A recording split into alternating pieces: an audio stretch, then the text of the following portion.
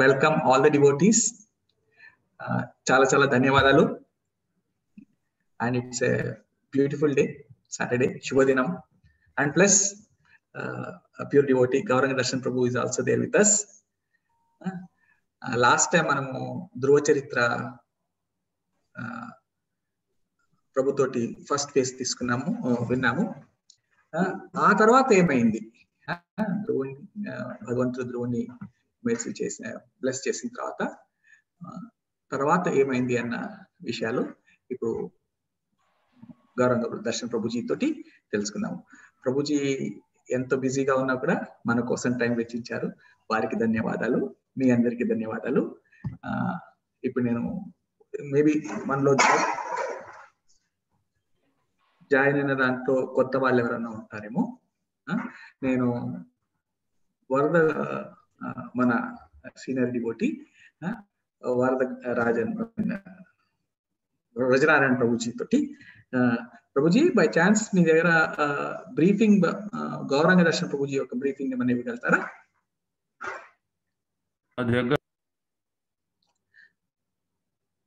Conclusion గా చెప్తాను, summary. yes Prabhuji. Hare Krishna ప్రభు. ఓం అజ్ఞానతిమిరాంధస్య జ్ఞానాంజనశలాకయా చక్షుర్మిలితం येन తస్మై శ్రీ గురవే నమః.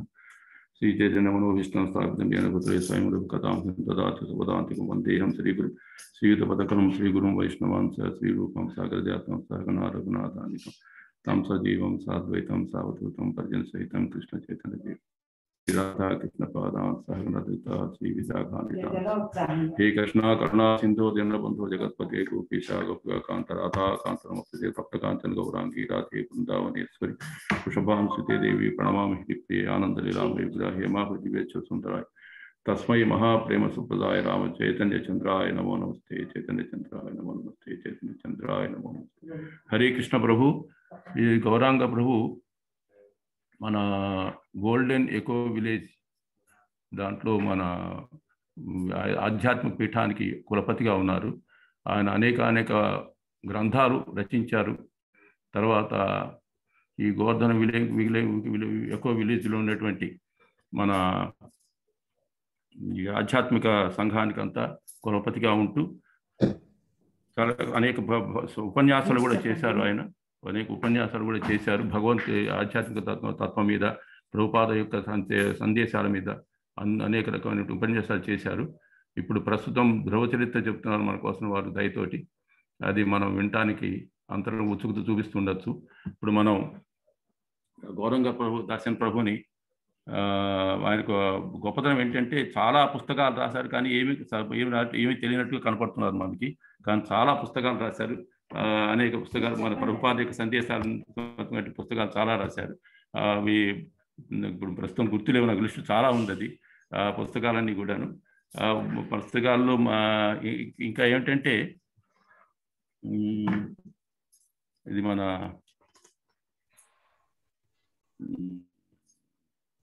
గోవర్ధన ఎకో విలేజ్లో అనేక ఉపన్యాసాలు చేస్తూ తర్వాత మన బ్యాక్ టు గాడ్ హెడ్ పుస్తకానికి కూడా చాలా అనేక ఉపన్యాసాలు రాశారు వారు.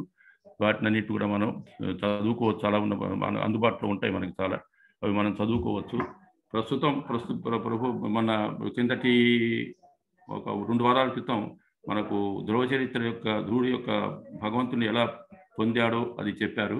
ఇప్పుడు ఆ ధ్రువ చరిత్ర ముందుకు ఎలా, ఇంకా తర్వాత ఏం జరుగుతున్నది అనే దాన్ని ఉత్సుకత అందరూ చూపిస్తుండొచ్చు అనుకొని మన ఈ తెలుగు కమిటీ వారు ఇప్పుడు మిగతా కథను కూడా వినటం కోసం మనకి ఏర్పాటు చేసిన ఈ ఉపన్యాస సరళిలో మన గౌరాంగ దర్శన్ ప్రభు ఇప్పుడు ధ్రువ చరిత్ర యొక్క 2వ భాగాన్ని మనకు వినిపిస్తారు. Hare Krishna. Hare Krishna. Thank you, Prabhuji. Gauranga Dashan Prabhuji, over to you now. Thank you. Thank you so much, Prabhu. Hare Krishna.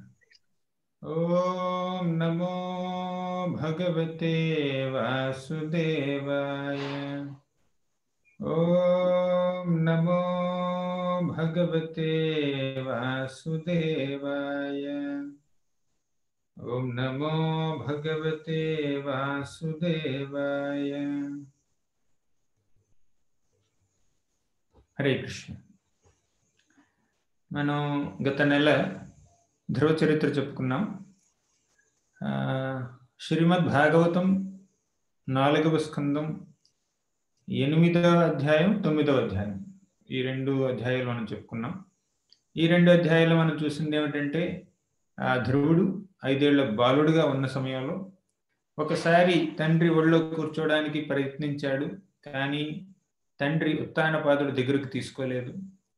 కాబట్టి ఎంతో నిరుత్సాహపడ్డాడు. అంతేకాకుండా పెనతల్లి అయినటువంటి సురుచి ధ్రువుణ్ణి ఎంతో నిందించింది, అవమానించింది.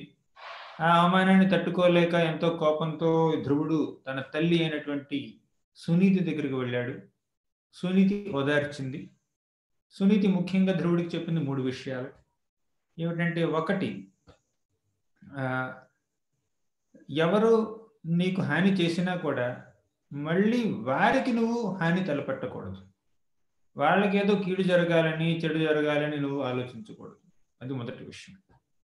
2వ విషయం, మనకి ఏదైనా అవమానం జరిగినా, ఇబ్బంది వచ్చినా, అవాంతరాలు వచ్చినా అవి కేవలం మనం ఇంతకు ముందు చేసుకున్నటువంటి చెడ్డ పనులకు ఫలితాలే గాని అవి ఎవరి వల్లనో మనకి కలిగినటువంటి బాధలు కావు.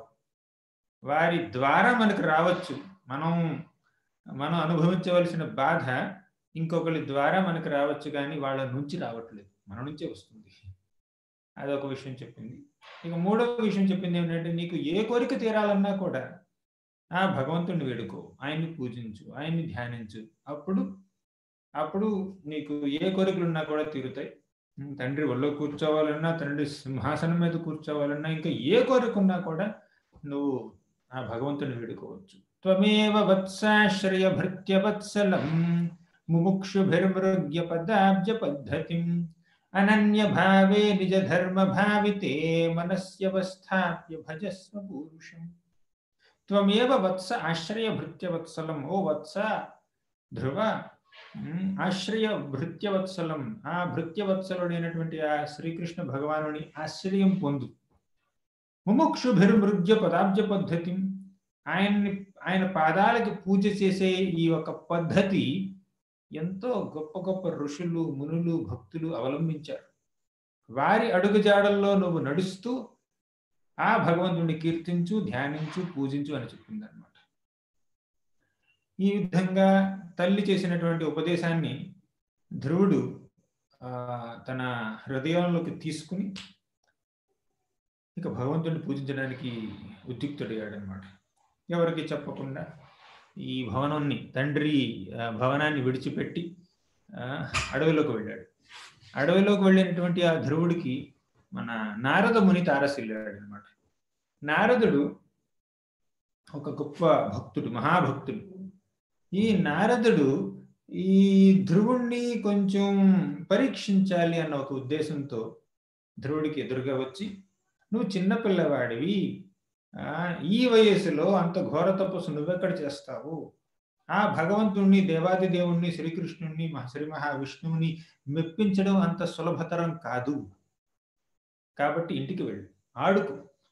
ఇలా నిందలు, తర్వాత స్తుతులు, వాటన్నింటినీ ఎంతో సీరియస్గా తీసుకునే ఒక వయసు లేదు నీలో.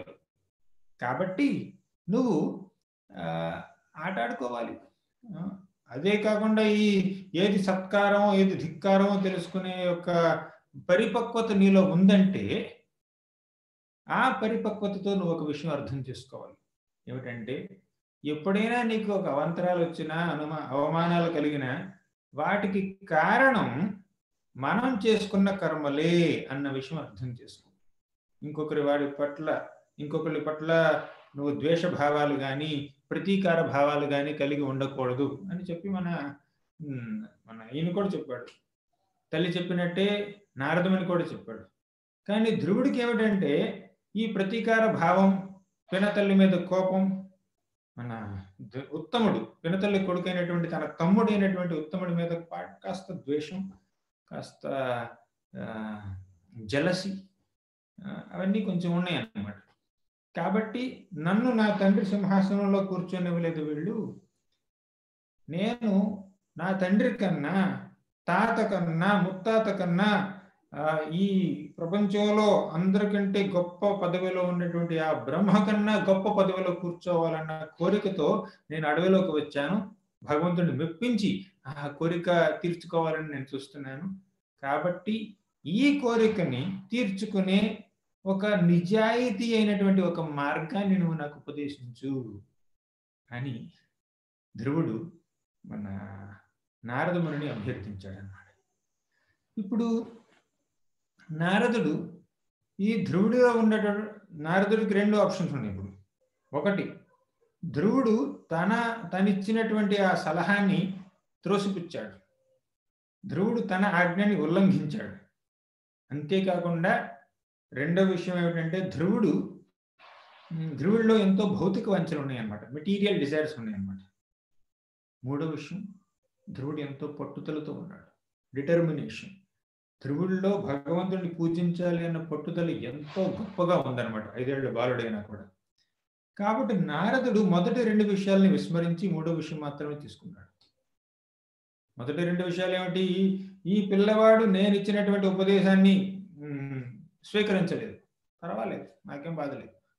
2, ఈ పిల్లవాడిలో భౌతిక కోరికలు ఉన్నాయి, అయినా పర్వాలేదు. మూడో విషయం ఏమిటంటే ఆ భగవంతుణ్ణి, వాసుదేవుణ్ణి పూజించడానికి పట్టుదలతో ఉన్నాడు, అది ముఖ్యం.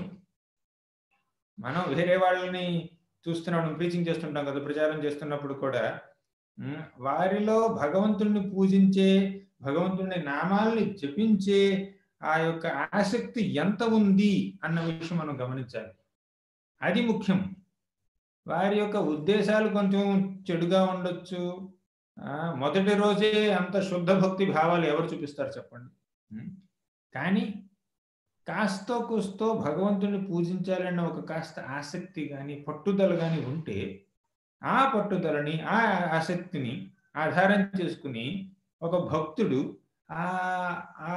అటువంటి మనుషులకి స్ఫూర్తినిచ్చి వారిని ఆధ్యాత్మిక మార్గంలో నడిపించడానికి ప్రయత్నిస్తాడనమాట. ఒకసారి వాళ్ళు ఆధ్యాత్మిక మార్గంలోకి వచ్చి భగవంతుడి నామాలను జపించి ఆయన్ని ధ్యానిస్తే వారిలో పరివర్తన తీసుకురావడం అది భగవంతుడి యొక్క బాధ్యత. కృష్ణుడు చూసుకుంటాడు అనమాట, ఆ భగవంతుడే చూసుకుంటాడు.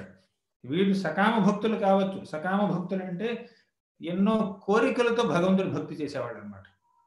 వారు సకామ భక్తులైనప్పటికీ వారిని నిష్కామ భక్తులుగా మార్చుకునే ఆ బాధ్యత శ్రీకృష్ణుడు స్వయంగా స్వీకరిస్తాడు. ఆయన చేతుల్లో మనం ఒక పనిముట్టులా, ఆయన యొక్క సేవకుల్లా మనం ఆయన ఇచ్చినటువంటి స్ఫూర్తితో అవతల వాళ్ళకి కొంచెం సహకరించాలి వారి యొక్క ఆధ్యాత్మిక జీవనంలో. అదే మన నారదుడు చేసిన పని.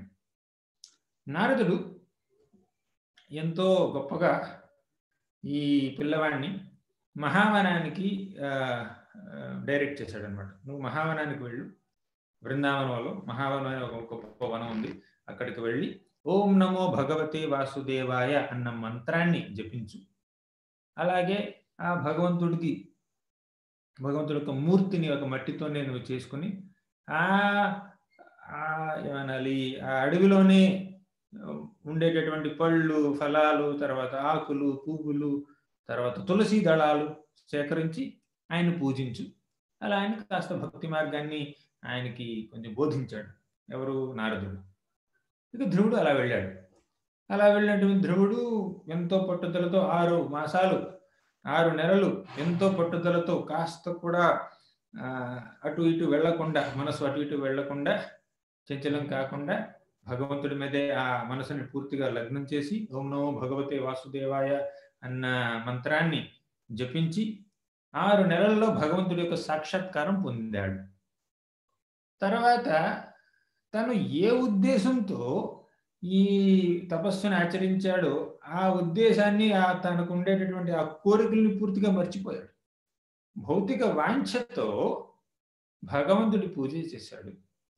కానీ ఆ 6 మాసాలు ఆయన్ని పూజించడం వల్ల ఈ భౌతిక వాంఛలు పూర్తిగా తొలగిపోయాయి అన్నమాట. అది అంటే పరివర్తన వచ్చేసింది. 6 మాసాల్లోనే వచ్చేసింది పరివర్తన అంతా. శుద్ధ భక్తుడు భౌతిక కోరికలతో భగవంతుని పూజ చేసినటువంటి ఈ ధ్రువుడు ఆ కోరికలు నా మనసులోకి ఎందుకు వచ్చాయా అని పశ్చాత్తాపడ్డాడనమాట. అది ఇప్పుడు ధ్రువుడు మహాభక్తుడయ్యాడు. ఎంతో గొప్ప గొప్ప ప్రార్థనల్ని, ఆయన స్తుతుల్ని ఆయన భగవంతుడి ముందు గానం చేశాడు. మొదట్లో గానం చేసేటటువంటి అంటే స్తుతించేటంత శక్తి లేకపోయింది ఈ బాలుళ్ళు. కానీ భగవంతుడు విష్ణువు తన యొక్క శంఖాన్ని ఈ ధ్రువుడి యొక్క తలకి ఆనిస్తే ఆ మొత్తం శాస్త్రాల యొక్క సారాంశం అంతా ధ్రువుడికి తెలిసిపోయింది అనమాట. ఆ భగవంతుడు ఇచ్చినటువంటి ఆ యొక్క శక్తితో మన ధ్రువుడు ఆయన కీర్తించాడు, ఆయన స్తుతించాడు. తర్వాత తనకుండే భౌతిక కోరికలు ఎందుకు ఉన్నాయా అని పశ్చాత్తాపడ్డాడు. సరే, ఏది ఏమైనా నేను ఎంతో అదృష్టవంతుడిని, ఎంతో సద్భాగ్యం లేకపోతే కానీ ఆ భగవంతుడు దర్శనం ఇవ్వడు, నాకు ఆ దర్శనం లభించింది అని ఆనందంగా మళ్ళీ రాజ్యానికి వచ్చాడు. ఉత్తానపాదుడు తన కొడుకు రాజ్యానికి వస్తున్నాడు అన్న ఎంతో గొప్ప ఆనందంతో రథంలో వెళ్ళి ఆ తల్లితో అంటే ధ్రువుడి తల్లి సునీతి, తర్వాత సురుచి, వీళ్ళందరూ వెళ్ళి మన ధ్రువుణ్ణి వెనక్కి తీసుకున్నారు అన్నమాట. స్వాగతం చెప్పారు. అంతేకాకుండా సురుచి, ఎప్పుడైతే సురుచి దుర్భాషలాడి నిరుత్సాహపరిచేటట్టు మాట్లాడి అవమానించిందో అటువంటి సురుచి ఇప్పుడు ధ్రువుణ్ణి చూసి ఆనందించింది. ఎల్లకాలం జీవించు అని దీవించింది అనమాట మన సురుచి. అంటే సురుచిలో కూడా పరివర్తన వచ్చింది. ఇదంతా ఎందుకు జరిగింది? ఉత్తానపాదుల్లో కూడా పరివర్తన వచ్చింది. ఇంతకుముందు ఉత్తానపాదుడు సునీతిని నిర్లక్ష్యం చేసేవాడు, కానీ ఇప్పుడు ఉత్తానపాదుడు సునీతిని మళ్ళీ దగ్గరికి తీసుకున్నాడు అన్నమాట. అంటే కేవలం ఈ ధ్రువుడి అంతేకాదు, ధ్రువుల్లో కూడా పరివర్తన వచ్చింది. కేవలం సునీతి యొక్క భక్తి వల్ల, సునీతి గొప్ప మహాభక్తురాలు కాబట్టి సునీతి వల్ల ధ్రువుడు భగవంతుడి గురించి తపస్సు చేశాడు. అంటే ధ్రువుల్లో పరివర్తన వచ్చింది. ధ్రువుడు మహాభక్తుడయ్యాడు సునీతి వల్ల. అంతేకాదు ఉత్తానపాదుడు కూడా మంచివాడయ్యాడు. అంటే ఉత్తానపాదుడు భక్తుడే, కానీ తన చిన్న భార్య పట్ల ఉండేటటువంటి ప్రత్యేకమైన అభిమానంతో, వ్యామోహంతో పెద్ద భార్య కొడుకుని నిర్లక్ష్యం చేసి ఒక పెద్ద తప్పు చేశాడు. కానీ తర్వాత తప్పు తెలుసుకున్నాడు, మంచివాడయ్యాడు. అది మనం చెప్పుకున్నాం ఇంతకుముందు. ఇదంతా ఇంతకుముందు చెప్పుకున్నటువంటి ఆ 3 క్లాసుల యొక్క సారాంశం అన్నమాట. ఒక పావు గంటలో మనం మళ్ళీ కొంచెం రివిజన్ చేసుకున్నాం. ఇప్పుడు తర్వాత ఏం జరిగిందో చూద్దాం. ఇప్పుడు 9వ అధ్యాయం తర్వాత 10వ అధ్యాయంలో ఈ ధ్రువుడు ఎలా రాజ్యపాలన చేశాడు అన్న విషయం చెప్పారనమాట. ఇప్పుడు 8వ అధ్యాయం 9వ అధ్యాయంలో మనం చూసింది ఏంటి? ధ్రువుడు బాలుడుగా ఉన్నప్పుడు తను ఏం చేశాడు అన్న విషయం చూసాం. అంటే ధ్రువుడి యొక్క బాల్య చరిత్ర చూసాం ఇప్పటి వరకు. కానీ ధ్రువుడు పెరిగి పెద్దవాడైన తర్వాత ఏం చేశాడు అది ఇప్పుడు చూస్తాం అన్నమాట. ఇప్పుడు ధ్రువుడు మెల్లిగా కొంచెం పెద్దవాడయి మన ప్రజల అభినందనల్ని, మన్ననల్ని పొందాడు. అంతేకాకుండా ధ్రువుడిని రాజుని చెయ్యాలి అన్న ఒక సలహా మంత్రులే స్వయంగా ఇచ్చారు. ఎవరికి? ఉత్తానపాదుడికి. ఉత్తానపాద మహారాజు రాజ్యాన్ని ఎంతో గొప్పగా పాలిస్తున్నాడు. కానీ ధ్రువుడు పెరిగి పెద్దవాడయ్యాడు. ధ్రువుల్లో ఒక పరిపక్వత ఉంది. ఒక రాజుకి, ఒక నియంతకి కావలసినటువంటి లక్షణాలు అన్నీ ధ్రువుల్లో ఉన్నాయి. సో ధ్రువుడు ప్రజల్ని బిడ్డలుగా చూసుకునేటటువంటి ఆ యొక్క గుణాలని కూడా పెంపొందించుకున్నాడు ధ్రువుడు. కాబట్టి ఈ ధ్రువుడు రాజు అవ్వాలి అని ప్రజలు కోరుకున్నారు, మంత్రులు కోరుకున్నారు, ఉత్తానపాదుడు కూడా కోరుకున్నాడు. అప్పుడు ఏం చేశాడు ఉత్తానపాదుడు? ఎలా అయితే దశరథుడు రాముడికి పట్టాభిషేకం చేసి కొంచెం రిటైర్ అయిపోదాం అనుకున్నాడు, అలాగే మన ఉత్తానపాదుడు కూడా ధ్రువుడికి రాజ్యాభిషేకం చేసి నేను రిటైర్ అయిపోతాను అనుకున్నాడు అన్నమాట. కాబట్టి అప్పుడు ధ్రువుడిని రాజుగా చేశాడు ఉత్తానపాదుడు. ఉత్తానపాదుడు ధ్రువుణ్ణి రాజుగా చేసి రాజ్యంలో ఉండలేదు. ఉత్తానపాదుడు రాజ్యాన్ని విడిచిపెట్టి అడవుల్లోకి వెళ్ళిపోయాడు. ఎందుకు? తపస్సు చేయడానికి. ధ్రువుడు 5 ఏళ్ల వయసులో ఏం చేశాడో ఉత్తానపాదుడు అవసాన దశలో కూడా అదే చేస్తున్నాడు. అంటే రాజ్య బాధ్యతల్ని పూర్తిగా ఒక సమర్థుడైనటువంటి కొడుకుకి అప్పచెప్పి ఆయన భగవంతుడి యొక్క భక్తిలో పూర్తిగా నిమగ్నం అవ్వడానికి ఉద్యుక్తుడయ్యాడు.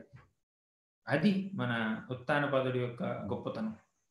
ఒకప్పుడు ఉత్తానపాదుడు తప్పు చేసి ఉండవచ్చు, సునీతిని నిర్లక్ష్యం చేసి ఉండవచ్చు, ధ్రువుడిని నిర్లక్ష్యం చేసి ఉండవచ్చు, అది గొప్ప అపరాధం కావచ్చు వీళ్ళిద్దరి పట్ల. కానీ ఆ అపరాధానికి తగిన శిక్ష అనుభవించాడు. ఏమిటా శిక్ష? కొడుకు రాజ్యాన్ని విడిచిపెట్టి వెళ్ళిపోయాడు. 5 ఏళ్ల బాలుడు. 5 ఏళ్ల బాలుడు తండ్రి మరియు రాజు యొక్క నిర్లక్ష్యం వల్ల రాజ్యం విడిచిపెట్టి వెళ్ళిపోయాడంటే అది ఎంత అవమానం రాజుకి, ఎంత బాధ రాజుకి. ఉత్తానపాదుడు ఆ బాధనంతా అనుభవించాడు 6 నెలల పాటు. కానీ తర్వాత తప్పు తెలుసుకుని మళ్ళీ కొడుకుని దగ్గరకు తీసుకున్నాడు, పెద్ద భార్యను కూడా జాగ్రత్తగా చూసుకున్నాడు. కాబట్టి మనం అర్థం చేసుకోవాల్సింది ఏంటంటే తప్పులు అందరూ చేస్తారు, ఎంతో సహజం. మనువు బ్రహ్మ కొడుకు మనువు కొడుకు ఉత్తానపాదుడు అంటే బ్రహ్మ యొక్క మనవడు, సాక్షాత్ స్వయంభూమను యొక్క కొడుకు. స్వయంభూమను యొక్క కుటుంబంలో జన్మించినటువంటి ఉత్తానపాదుడే కొన్ని తప్పులు చేస్తే మానవ మాత్రం కలియుగంలో పుట్టినటువంటి మానవులైనటువంటి మనం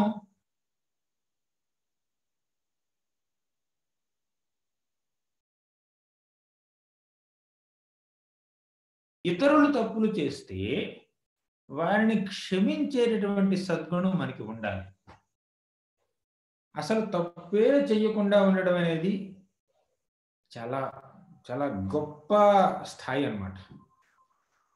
ఏ తప్పు చేయకుండా ఉండడం అది ఫస్ట్ క్లాస్ మనుషులు చేసే పని అనమాట. కానీ దానికన్నా కాస్త తక్కువ స్థాయి ఏమిటంటే తప్పు చేసిన తర్వాత నేను తప్పు చేశాను అని తెలుసుకుని ఆ తప్పుని సరిదిద్దుకుని ఆ తప్పుకి పశ్చాత్తాపపడి ఆ తప్పు మళ్ళీ చెయ్యకుండా జాగ్రత్త తీసుకునే వాళ్ళు గొప్పవాళ్ళు. అసలు తప్పే చెయ్యని వాళ్ళు అనేవాళ్ళు చాలా తక్కువ మంది ఉంటారు. కానీ తప్పుని తెలుసుకుని ఆ తప్పు నేను చెయ్యలేదు అని బాధ్యతారాహిత్యంగా మాట్లాడకుండా ఆ తప్పు నేను చేశాను అని అంగీకరించి ఆ తప్పుని సరిదిద్దుకోవడానికి ప్రయత్నించి ఆ తప్పులో నుంచి బయటికి రావడానికి ప్రయత్నించే వాళ్ళు గొప్పవాళ్ళు. కాబట్టి ఉత్తానపాదుడు ధ్రువుడు తన దగ్గరికి వచ్చినప్పుడు దగ్గరకు తీసుకోకుండా తప్పు చేసినప్పటికీ తర్వాత ధ్రువుడిని దగ్గరకు తీసుకుని తన తప్పు తెలుసుకుని మళ్ళీ ఆ తప్పు చేయకుండా ఎంతో మంచి పని చేశారనమాట. కనీసం 2వ కేటగిరీలో ఉండాలి. ఇక 3వ కేటగిరీ మనుషులు ఏమిటంటే తప్పు చేస్తారు, తప్పు చేశాము అని వాళ్ళు అంగీకరించరు, ఆ తప్పుని కప్పిపుచ్చుకోవడానికి ప్రయత్నిస్తారు. ఇంకా వరస్ట్ అయితే చేసిన తప్పుల్ని మళ్ళీ మళ్ళీ చేస్తూ ఉంటారనమాట. అది సో మనం ఆ కేటగిరీలోకి వెళ్ళకూడదు. 3rd కేటగిరీలోకి వెళ్ళకుండా 2nd కేటగిరీలో ఉంటే అట్లీస్ట్ అలా ఉండాలి. ఫస్ట్ కేటగిరీ బెస్ట్ కేటగిరీ అనమాట. ఇప్పుడు మనం ఉత్తానపాదుడి గురించి ఇంకొంచెం తెలుసుకుందాం. ఉత్తానపాదుడు గొప్ప భక్తుడే. ఉత్తానపాదుడు రాజర్షి అంటే ఏమిటంటే రాజుల్లో ఋషి వంటి వాడు.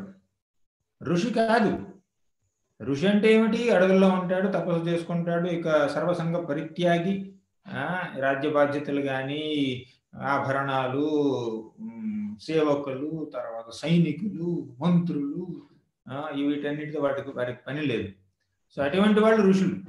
కానీ రాజర్షి అంటే రాజ్య బాధ్యతల్ని సక్రమంగా నిర్వర్తిస్తూ ఒక ఋషిలాగా విరక్తి భావాలతో, వైరాగ్య భావాలతో తన విద్యుక్త ధర్మాల్ని నిర్వహించే వాళ్ళని రాజర్షులు అంటారు.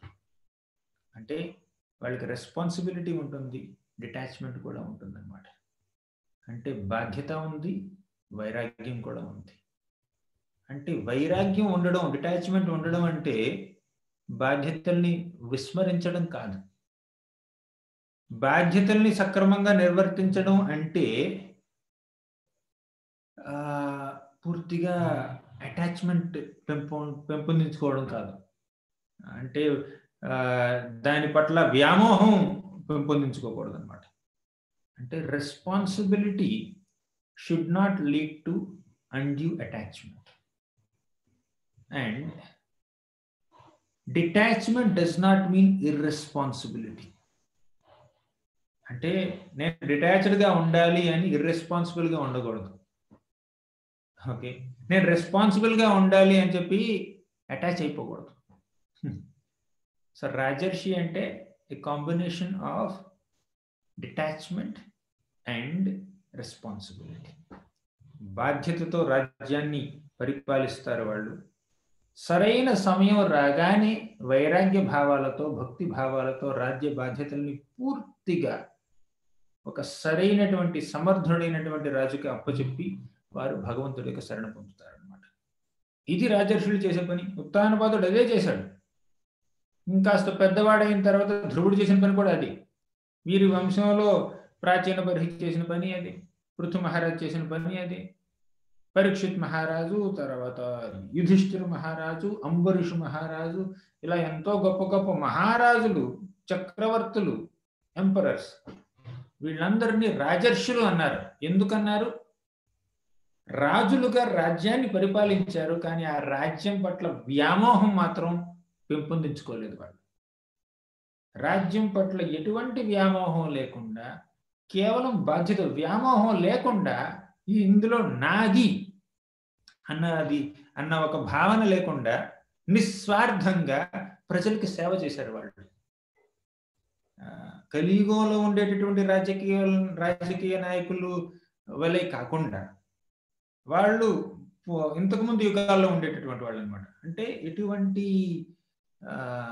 స్వార్థపూరిత భావాలు లేకుండా కేవలం సేవాభావంతో ప్రజల్ని సంరక్షించడం మాత్రమే వారి పని.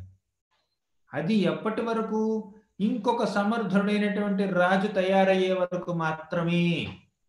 ఎప్పుడైతే సమర్థుడైనటువంటి ఒక రాజు రెడీ అవుతాడో రాజ్య బాధ్యతల్ని స్వీకరించడం కోసం, ఆ క్షణంలో ఈ రాజు రిటైర్ అయిపోయి బాధ్యతలన్నింటినీ ఆయనకు అప్పచెప్పేసి అడవులకు వెళ్ళి తపస్సు చేసుకుంటాడు అనమాట. భగవంతుని ఆరాధిస్తాడు. నా శేష జీవితం భగవంతుడికి అంకితం. అసలు మానవ జీవితాన్ని భగవంతుడికే అంకితం చేయాలి. కానీ క్షత్రియులకి ఒక ధర్మం ఉంది. వారిలో పరిపాలన చేసేటటువంటి ఒక నేచర్ ఉంటుంది కాబట్టి వారికి కొంచెం అడిషనల్ రెస్పాన్సిబిలిటీ ఇచ్చారు. ఏమిటా రెస్పాన్సిబిలిటీ? రాజ్యంలో వర్ణాశ్రమ ధర్మాన్ని నెలకొల్పాలి. కేవలం భౌతికపరమైనటువంటి వసతుల్ని ప్రజలకు సమకూర్చడమే కాకుండా వారికి ఆధ్యాత్మిక జీవనంలో కావాల్సిన స్ఫూర్తిని కూడా అందించాలన్నమాట. అది రాజు చేయవలసినటువంటి గొప్ప బాధ్యత. ఆ పని చేసేవాళ్ళు అప్పట్లో గొప్ప గొప్ప రాజులు. యుధిష్ఠిర మహారాజు, అంబరీష్ మహారాజు కేవలం ప్రజల్ని పరిపాలించడమే కాదు, మేనేజ్మెంటే కాదు. అంబరీష్ మహారాజు తన ప్రజలు భగవంతుడి యొక్క భక్తి చేస్తున్నారా లేదా అని కూడా పర్యవేక్షణ చేసేవాడు అనమాట. అలాగే మిగిలిన రాజులు కూడా, పరీక్షిత్ మహారాజు కూడా అలాగే చేశాడు, యుధిష్ఠిర మహారాజు కూడా అలాగే చేశాడు. అంటే వారి వారి బాధ్యతల్ని వాళ్ళు నిర్వహించాలి. బాధ్యతలతో పాటు ఆధ్యాత్మిక బాధ్యతలు కూడా ఉన్నాయి. అంటే మనకి రెండు రకాల బాధ్యతలు ఉంటాయి. ఒక బాధ్యత ఈ శరీరంలో ఉన్నంత వరకు, ఈ శరీరం ద్వారా మనకు ఏర్పడినటువంటి కొన్ని బాధ్యతల్ని మనం స్వీకరించాలి. పర్సనల్గా ఉండేటటువంటి బాధ్యతలు ఏమిటి? స్నానం చేయాలి, తినాలి, పడుకోవాలి, ఇవన్నీ ఉంటాయి కదా. అవి మన శరీరం పట్ల మనం చేసుకోవాల్సినటువంటి బాధ్యతలు. ఈ శరీరం ద్వారా మనకు కొంతమంది బంధువులు వస్తుంటారు. తల్లి, తండ్రి, భార్య, బిడ్డలు, తర్వాత అన్న, చెల్లి, తమ్ముడు, తర్వాత తర్వాత ఉద్యోగస్తులు, అవతల వాళ్ళు, కొలీగ్స్, ఎంప్లాయీస్. సో వాళ్ళందరి పట్ల మనకు కాస్త బాధ్యత ఉంటుందన్నమాట. మనం మన జీవనాధారమైనటువంటి ఒక ఉద్యోగాన్ని తీసుకుని దాన్ని లైవ్లీహుడ్, కొంచెం డబ్బులు సంపాదించి తర్వాత ఇంటిని చూసుకోవడం, అదొక బాధ్యత. అవన్నీ భౌతికపరమైనటువంటి బాధ్యతలు. ఈ బాధ్యతలు ఈ శరీరంలో జీవుడు ఉన్నంత వరకు మాత్రమే ఉంటాయి. వర్ణాశ్రమ ధర్మంలో కొంతమంది బ్రహ్మచారులు, కొంతమంది గృహస్థులు, కొంతమంది వానప్రస్థులు, కొంతమంది సన్యాసులు, కొంతమంది బ్రాహ్మణులు, క్షత్రియులు, వైశ్యులు, శూద్రులుగా ఉంటారన్నమాట. అంటే ఒక క్షత్రియుడిగా, ఒక బ్రాహ్మణుడిగా, ఒక వైశ్యుడిగా ఒక్కొక్క మనిషికి ఒక్కొక్క ధర్మం ఉంటుందన్నమాట. ఒక తండ్రిగా, ఇంటి పెద్దగా ఆ తండ్రికి ఒక ధర్మం ఉంటుంది, కుటుంబాన్ని చూసుకోవాలని. అంటే ఇలా ఎన్నో ధర్మాలు ఉంటాయి ఒక మనిషికి. ఈ ధర్మాలన్నీ ఏమిటంటే కేవలం భౌతికపరమైనటువంటి ధర్మాలు. మనకి ఒక ఆత్మగా ఆధ్యాత్మికపరమైనటువంటి ధర్మం ఒకటి ఉంది మనకి. అదేమిటి? సవై పుంసాం పరో ధర్మో యతో భక్తిరధోక్షజే అహైతుకి అప్రతిహతాయ యాత్మ సుప్రసీదతి. పరో ధర్మం ప్రతి ఒక్క మానవుడికి అత్యంత ఉత్కృష్టమైనటువంటి ధర్మం ఏమిటి అంటే ఆ భగవంతుడు అధోక్షజుడు అయినటువంటి ఆ శ్రీకృష్ణుణ్ణి నిస్వార్థంగా, నిరాటంకంగా ఎల్లప్పుడూ సేవించాలి. ఆ భక్తియుత సేవ ద్వారానే మనకి, మన ఆత్మకి, మన హృదయానికి సంపూర్ణమైనటువంటి సంతృప్తి కలుగుతుంది. లేదంటే సంతృప్తి లేదు. అది సవై పుంసాం పరో ధర్మో యతో భక్తిరధోక్షజి అహైతుకి అప్రతిహత ఆత్మ సుప్రసీదతి. ఆత్మ సుప్రసీదతి అంటే ఆత్మ పూర్తిగా ప్రసన్నమైపోతుంది అన్నమాట. అది. సో ఇప్పుడు మన ఉత్తానపాదుడు ఈ రాజ్య బాధ్యతల్ని ధ్రువుడు సన్నద్ధుడయ్యేంత వరకు మాత్రమే స్వీకరించాడనమాట. ఎప్పుడైతే ధ్రువుడు మన రాజ్య బాధ్యతల్ని స్వీకరించడానికి సర్వసన్నద్ధుడయ్యాడో మరుక్షణం రాజ్యాన్ని ధ్రువుడికి అప్పచెప్పి ఉత్తానపాదుడు భగవంతుడి యొక్క భక్తియుత సేవ చేయడం కోసం వెళ్ళిపోయాడు అనమాట. ఇదే విధంగా ప్రతి ఒక్కళ్ళు ఉండాలి. ముఖ్యంగా కుటుంబ జీవనంలో ఉండేటటువంటి వారికి ఎన్నో బాధ్యతలు ఉంటాయి. అంతేకాదు ప్రతి ఒక్కరికి బాధ్యతలు ఉంటాయి. తర్వాత మన రెనౌన్స్డ్ ఆర్డర్, బ్రహ్మచారి సన్యాసుల్లా జీవనం గడిపే వాళ్ళకు కూడా బాధ్యతలు ఉంటాయి. కొంతవరకు వారు ఆ బాధ్యతల్ని స్వీకరిస్తూ భక్తి కూడా చేస్తూ ఏదో ఒక సమయంలో ఆ బాధ్యతల్ని స్వీకరించేటటువంటి వేరే వ్యక్తులు సన్నద్ధులు అవ్వగానే వారికి ఆ బాధ్యతలను అప్పగించి పూర్తిగా ఆధ్యాత్మిక బాధ్యతలను స్వీకరించాలన్నమాట. కానీ భక్తి మార్గంలోకి వచ్చినప్పుడు ఇవన్నీ భౌతికపరమైనటువంటి బాధ్యతలు. భక్తి మార్గంలోకి వచ్చేటప్పుడు చివరి క్షణం వరకు మన ఆధ్యాత్మిక బాధ్యతల్ని మనం చేయొచ్చు. ఎందుకంటే ప్రభుపాదుల వారు ఇక మరణం ఆసన్నం అవుతుంది. ఆయన ఆధ్యాత్మిక జగత్తుకి వెళ్ళే ఆ ప్రయాణం మొదలుపెట్టే వరకు ఆయన ఏమనాలి, శ్రీమద్ భాగవతాన్ని ట్రాన్స్లేషన్ చేస్తూనే ఉన్నారు. కొన్ని పిక్చర్స్ చూసుంటారు, ఆయన బెడ్ మీద ఉండి ట్రాన్స్లేషన్ చేస్తున్నారు అన్నమాట. అది అంటే చివరి శ్వాస విడిచేంత వరకు భక్తులు భగవంతుడి యొక్క సేవ చేస్తారు, గురువు యొక్క సేవ చేస్తారు, వైష్ణవుల యొక్క సేవ చేస్తారు. ఇవన్నీ ఆధ్యాత్మిక బాధ్యతలు. కానీ భౌతిక బాధ్యతలకి ఎక్కడో దగ్గర మనం ఫుల్ స్టాప్ పెట్టాలి. కామా కామా కామా పెట్టుకుంటూ వెళ్తే సెంటెన్స్ మొత్తం కామాలే ఉంటాయి. ఫుల్ స్టాప్ పెట్టే సమయం మనకి ఎప్పుడు వస్తుందో మనకు తెలియకపోవచ్చు, అదనమాట. కానీ ఉత్తానపాదుడు ఏం చేశాడు? Full stop. ధ్రువుడి పెళ్లి కూడా అవ్వలేదు. చాలా మంది రాజర్షులు కనీసం కొడుకు పెళ్లి చేసి అప్పుడు రిటైర్ అవుతారనమాట. కానీ ఉత్తానపాదుడు ధ్రువుడు పెళ్లి అయ్యేంత వరకు కూడా ఆగలేదు. ధ్రువుడు ఇంత గొప్ప రాజ్య బాధ్యతల్ని ఎంతో సక్రమంగా నిర్వహించే నిపుణత కలిగి ఉన్నటువంటి ధ్రువుడు పెళ్లి చేసుకోలేడు. పెళ్లి చేసుకుంటాడు, ఎవరో ఒకరిని సంబంధం మాట్లాడుకొని పెళ్లి చేసుకుంటాడు. ధ్రువుడు చేసుకుంటాడు, నా పని నేను చేసుకుంటాను. ఉత్తానపాదుడు రిటైర్ అయిపోయాడు అన్నమాట. ఉత్తానపాదుడు అంత గొప్ప భక్తుడు. అలా రిటైర్ అయిపోయినటువంటి ఉత్తానపాదులు ఇక తన ఆధ్యాత్మిక మార్గాన్ని వెతుక్కుంటూ ఆయన వెళ్ళిపోయాడు. ఆయన వెళ్ళిన తర్వాత ధ్రువుడు ఏం చేశాడు అది మనం చూద్దాం. ఇప్పుడు ధ్రువుడు బ్రహ్మి సుషుమార ప్రజాపతి యొక్క కూతురైనటువంటి బ్రహ్మిని పెళ్లి చేసుకున్నాడు. ఆవిడ ద్వారా ధ్రువుడికి 2 కొడుకులు పుట్టారనమాట. కల్ప, వత్సర వాళ్ళ పేర్లు. తర్వాత ధ్రువుడు వాయుదేవుడి కూతురుని మళ్ళీ పెళ్లి చేసుకున్నాడు. ఆవిడ పేరు ఇలా. సో ఆవిడ ద్వారా ఉత్కళ అనేటటువంటి ఒక గొప్ప కుమారుడు కలిగాడు ధ్రువుడికి. ఇలా ధ్రువుడికి 3 కొడుకులు ఉన్నారు. కల్ప, వత్సర, ఉత్కళ. ఒక కూతురు కూడా ఉంది. 2వ భార్య ద్వారా ఒక కూతురు కొడుకు కలిగిందన్నమాట. దీని తర్వాత ఏం జరిగిందంటే ఇలా ధ్రువుడు పెళ్లి చేసుకుని సెటిల్ అయ్యాడు. తర్వాత రాజ్యాన్ని పరిపాలిస్తున్నాడు. ఒకసారి ధ్రువుడి యొక్క తమ్ముడు ఎవరు, ఉత్తముడు వేటకు వెళ్ళాడు అన్నమాట అడవికి. అక్కడికి ఒక యక్షుడు వచ్చి ఉత్తముడిని చంపేశాడు. ఆ ఉత్తముడిని వెతుక్కుంటూ వెళ్ళింది మన సురుచి, ఉత్తముడి తల్లి. ఆవిడ కూడా చనిపోయింది. ఎలా, ఒక పెద్ద దావానలం వచ్చింది, ఫారెస్ట్ ఫైర్, ఆవిడ చనిపోయింది అక్కడ. అంటే ఈ 2 విషయాలు విష్ణువు మన ధ్రువుడికి చెప్పేశాడు, ఇంతకుముందే చెప్పేశాడు. నీ పెన తల్లి, నీ తమ్ముడు 2 చనిపోతారు అని ఇంతకుముందే చెప్పేశాడు. కానీ ఈ విషయం ధ్రువుడికి తెలిసినప్పటికీ ధ్రువుడికి ఎంతో కోపం వచ్చిందనమాట. ఎవరి మీద కోపం వచ్చింది? యక్షుడి మీద కోపం వచ్చింది. ఎందుకు? యక్షులే కదా నా తమ్ముడిని చంపేశారు అని చెప్పి యక్షుల మీద కోపంతో యక్ష జాతిని మొత్తం సమూలంగా నిర్మూలన చేయాలి అని చెప్పేసి మన ధ్రువుడు అలకాపురికి వెళ్ళాడు అనమాట.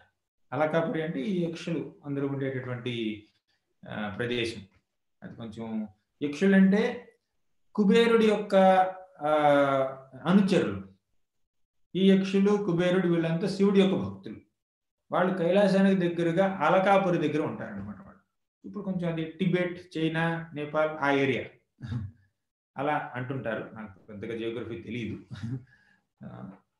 కాబట్టి ఈ ధ్రువుడు ఈ యక్షుల్ని వెతుక్కుంటూ అలకాపురికి వెళ్ళాడు అనమాట. ఎందుకు? వాళ్ళని చంపేయడం కోసం, తన తమ్ముడిని చంపినటువంటి ఆ పగ తీర్చుకోవడం కోసం. ఇప్పుడు విషయం ఏమిటంటే అన్యాయంగా, అకారణంగా తన తమ్ముడిని చంపేసినప్పుడు ధ్రువుడు వారి మీద కోపంతో వారి మీద యుద్ధానికి వెళ్ళడం తప్పు లేదు, ఏమాత్రం తప్పు లేదు. కానీ తర్వాత ఒక తప్పు జరిగింది. అదేమంటే మనం తర్వాత చెప్పుకుందాం, ఒక 10 నిమిషాలు, పావు గంట తర్వాత చెప్పుకుందాం. ధ్రువుడు ఈ క్షణంలో వెళ్ళాడనమాట. ఇది మన యక్షులతో యుద్ధం చేయడం కోసం. ఇక్కడ మనం గమనించవలసిన విషయం ఏమిటంటే ధ్రువుడు మహాభక్తుడు, మహాభాగవతుడు. 6 ఏళ్ల వయసులో, 5 ఏళ్ల వయసులోనే ఆ భగవంతుణ్ణి సాక్షాత్కారం చేసుకున్నటువంటి అంత గొప్ప భక్తుడు ధ్రువుడు. అటువంటి ధ్రువుడికి కోపం ఎలా వచ్చింది? మహాభక్తులు కోపం వస్తుందా? ఆగ్రహం ఉంటుందా? క్రోధానికి వాళ్ళు బానిసలవుతారా? ఇది క్వశ్చన్. భక్తులకు కూడా కోపం రావచ్చు, తప్పేముంది? ఫస్ట్ క్వశ్చన్ ఏంటంటే భక్తులకు కోపం ఎలా వస్తుంది? రెండవ క్వశ్చన్ ఏంటంటే తమ్ముడు చచ్చిపోతే ధ్రువుడు కోపం వచ్చింది అంటే కుటుంబ సభ్యుల మీద అంత ఆప్యాయత, అంత అనురాగమా, అంత వ్యామోహమా?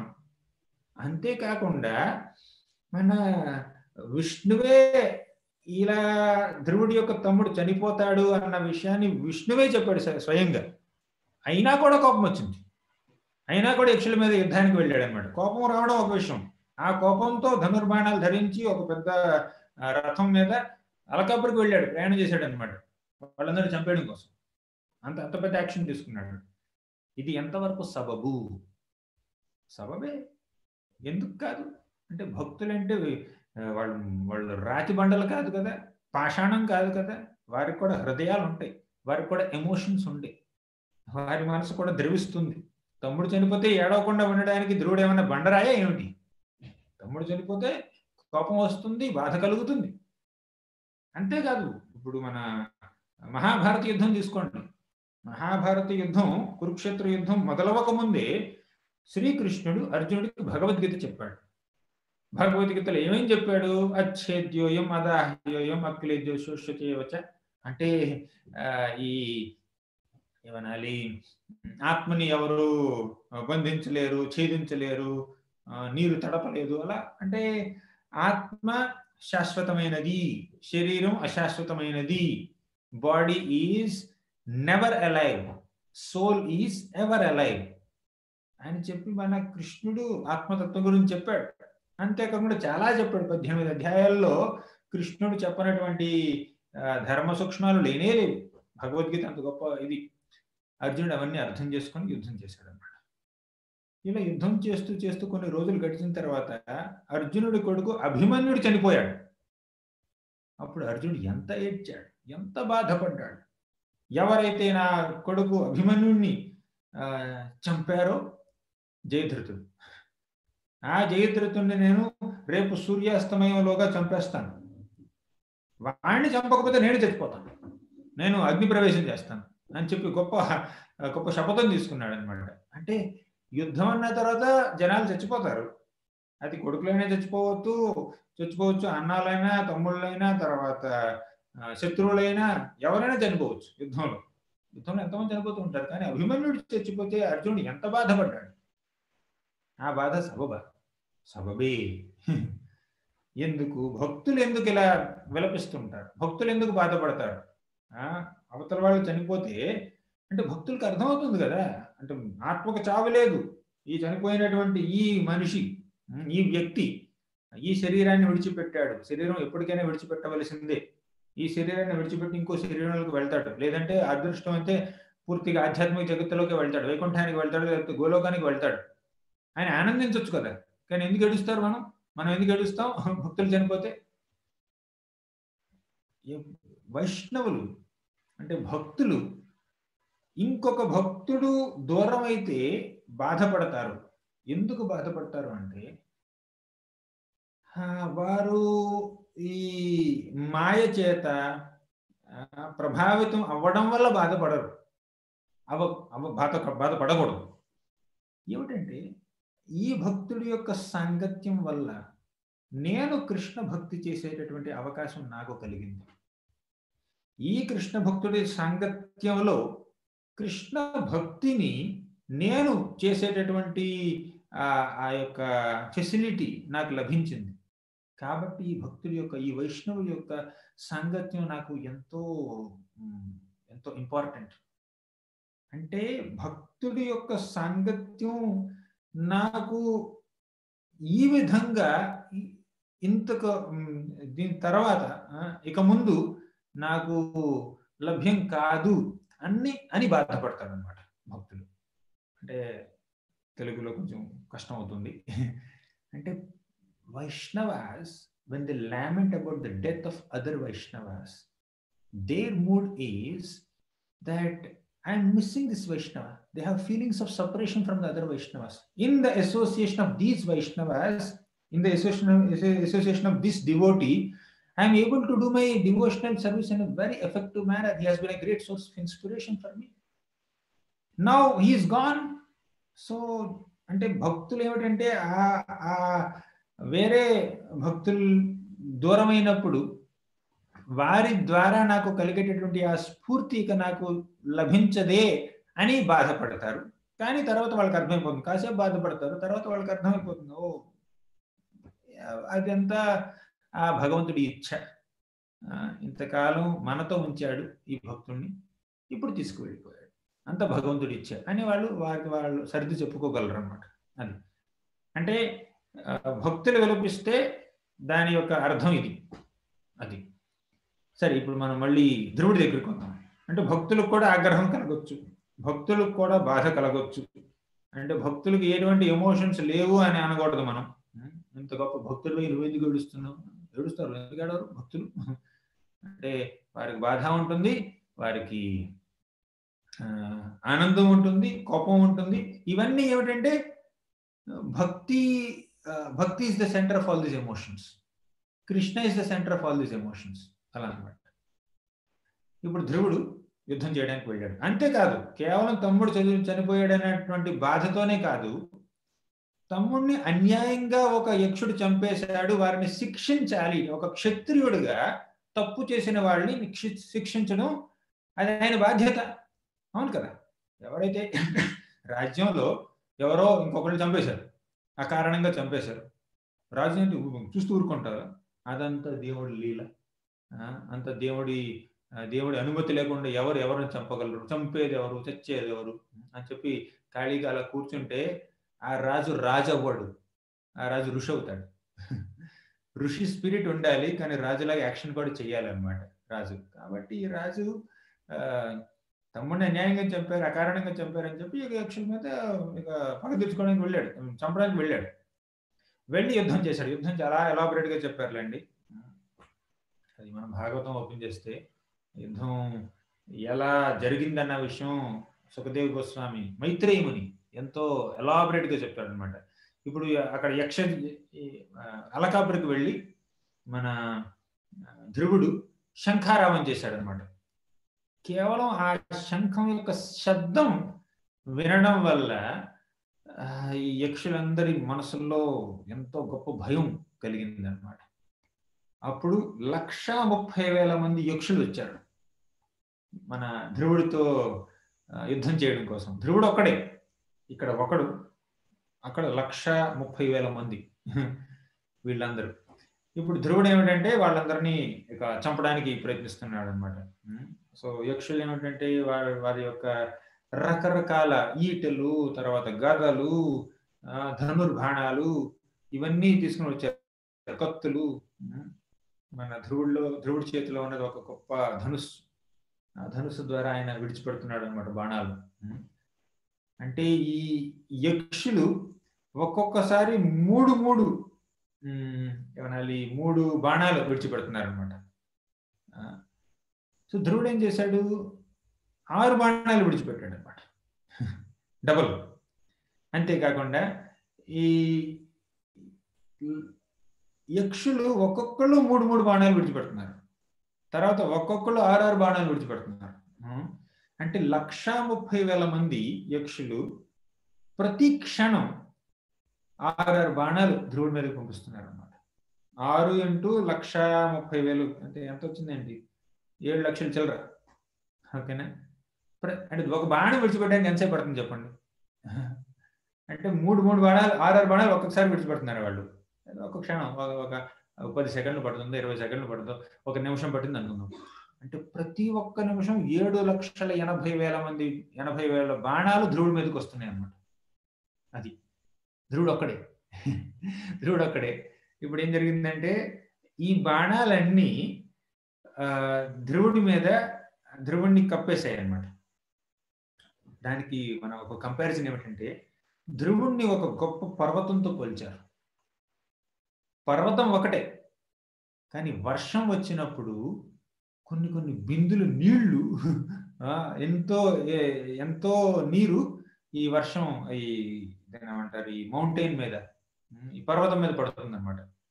అంటే ఎలా అయితే పర్వతం మీద వర్షం కురుస్తుందో అదే విధంగా ధ్రువుడి మీద వీళ్ళు బాణాల వర్షం కురిపించారనమాట.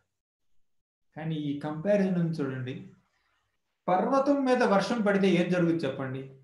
పర్వతంకి మహా క్లీనింగ్ అవుతుంది అనమాట. ఓకేనా? మనం ఇల్లు అయితే ఊడుస్తాం, తర్వాత కడుగుతాం, గుజ్జులు దులుపుతాం, అలా ఎవరు చేయరు కదా పర్వతం మీద. వర్షాకాలంలో వర్షం పడితే అప్పుడు ఆ పర్వతం మీద ఉన్నటువంటి మురికంతా పోతుంది అనమాట, డస్ట్ దుమ్మంతా పోతుంది, చక్కగా నిగనిగలాడుతాయి. అక్కడ పర్వతం మీద ఉండేటటువంటి చెట్లు కానీ, తర్వాత శిలలు, మన రాళ్ళు కానీ నిగనిగలాడుతుంటాయి అనమాట. అలా కొండ మీద వర్షం కురిసినట్టు అనమాట. ఇప్పుడు ధ్రువుడి మీద వర్షం కురుస్తుంది, బాణాల వర్షం కురుస్తుంది. ధ్రువుడి మీద బాణాల వర్షం కురిస్తే అంటే ధ్రువుడిలో ఉండేటటువంటి ఆ పట్టుదల, ఆ యొక్క ఏమనాలి కాంపిటెన్స్, అంటే కరేజ్, అవన్నీ ఇక ఇంతమంది ఇన్ని బాణాలు వేస్తున్నారా, నేను దీన్ని ఛేదించుకుని బయటికి రాగలను అని ధ్రువుడు మళ్ళీ తిరిగి పోరాటం మొదలు పెట్టాడు అనమాట. ఇలా ఎన్నెన్నో దాన్ని ఏమంటారు కంపారిజన్స్, ఎనాలజీస్తో మన మైత్రేయుడు ధ్రువుడు యక్షుల మధ్య జరిగినటువంటి యుద్ధాన్ని ఎంతో గొప్పగా వర్ణించాడనమాట. తర్వాత ఒక క్షణంలో ధ్రువుడికి ఏమనిపించిందంటే ఇక వీళ్ళని నేను నాశనం చేసేయగలను అనిపించింది అనమాట ధ్రువుడికి. ధ్రువుడు ఇలా బాణాలు విడుస్తూనే ఉన్నాడు. అప్పుడు యక్షుడికి ఏమనిపించిందంటే ధ్రువుడిని ఓడించడం మన వల్ల కాదు, ఒక్కడే అయినా కూడా మేము 130,000 మందిని సునాయాసంగా ఓడిస్తున్నాడు ఈ ధ్రువుడు, కాబట్టి ధ్రువుడితో యుద్ధం చేయడం మన వల్ల కాదు అని చెప్పి యక్షులందరూ పారిపోయారు అక్కడి నుంచి.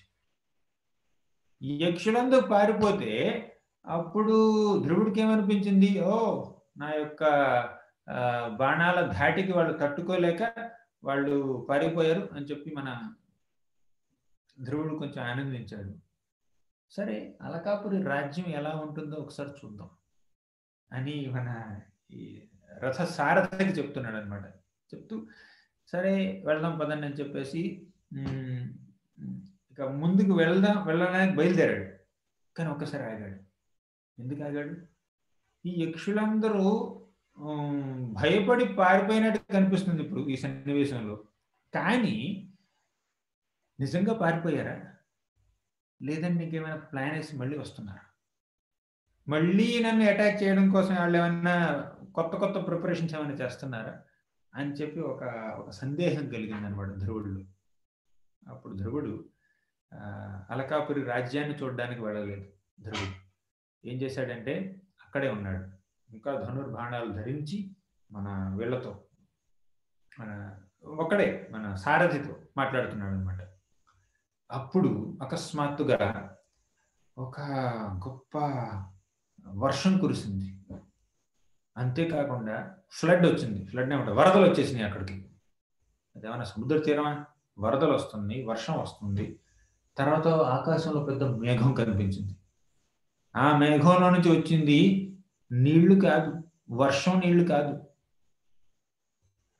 గొప్ప ఏమనాలి వెపన్స్, గదలు, ఈటెలు, తర్వాత బాణాలు అవన్నీ కురుస్తున్నాయి అన్నమాట.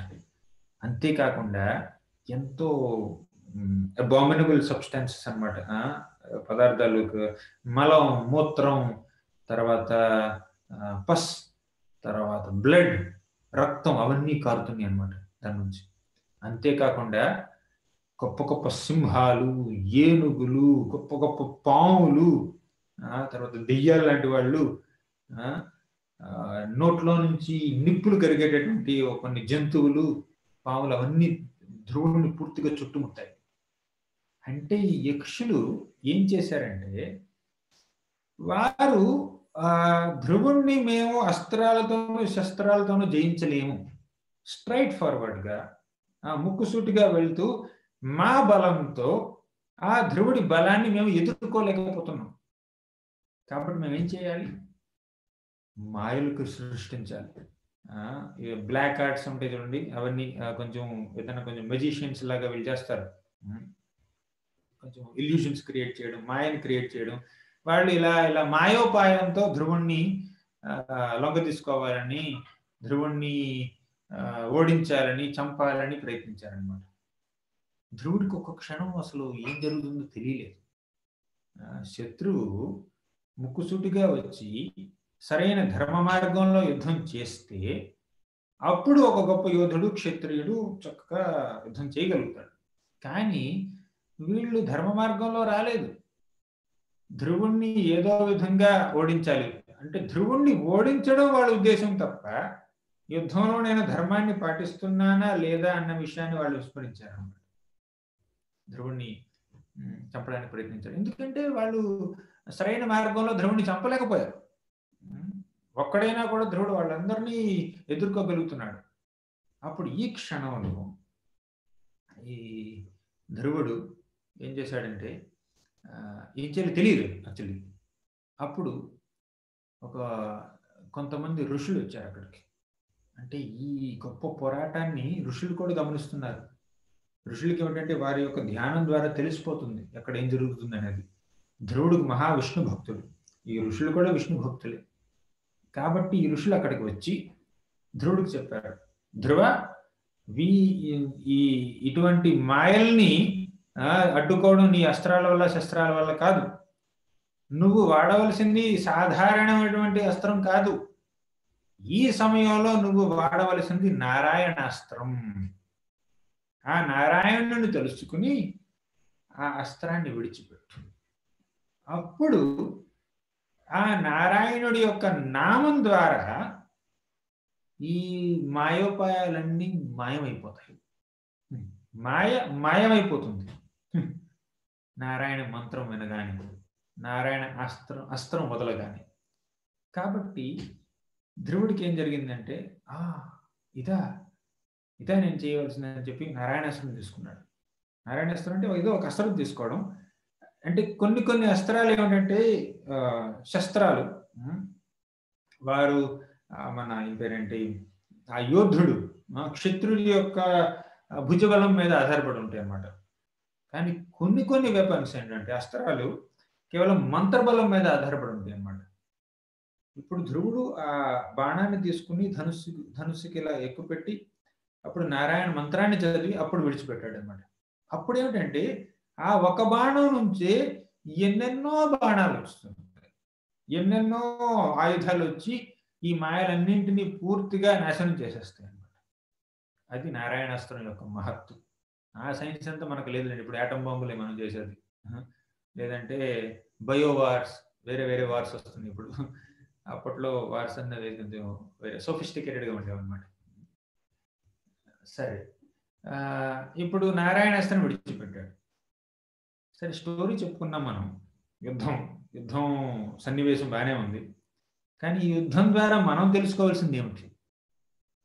యుద్ధం ద్వారా మనం నేర్చుకునే పాఠం ఏమైనా ఉందా? ఉంది. ఎంతో గొప్ప పాఠం ఉంది.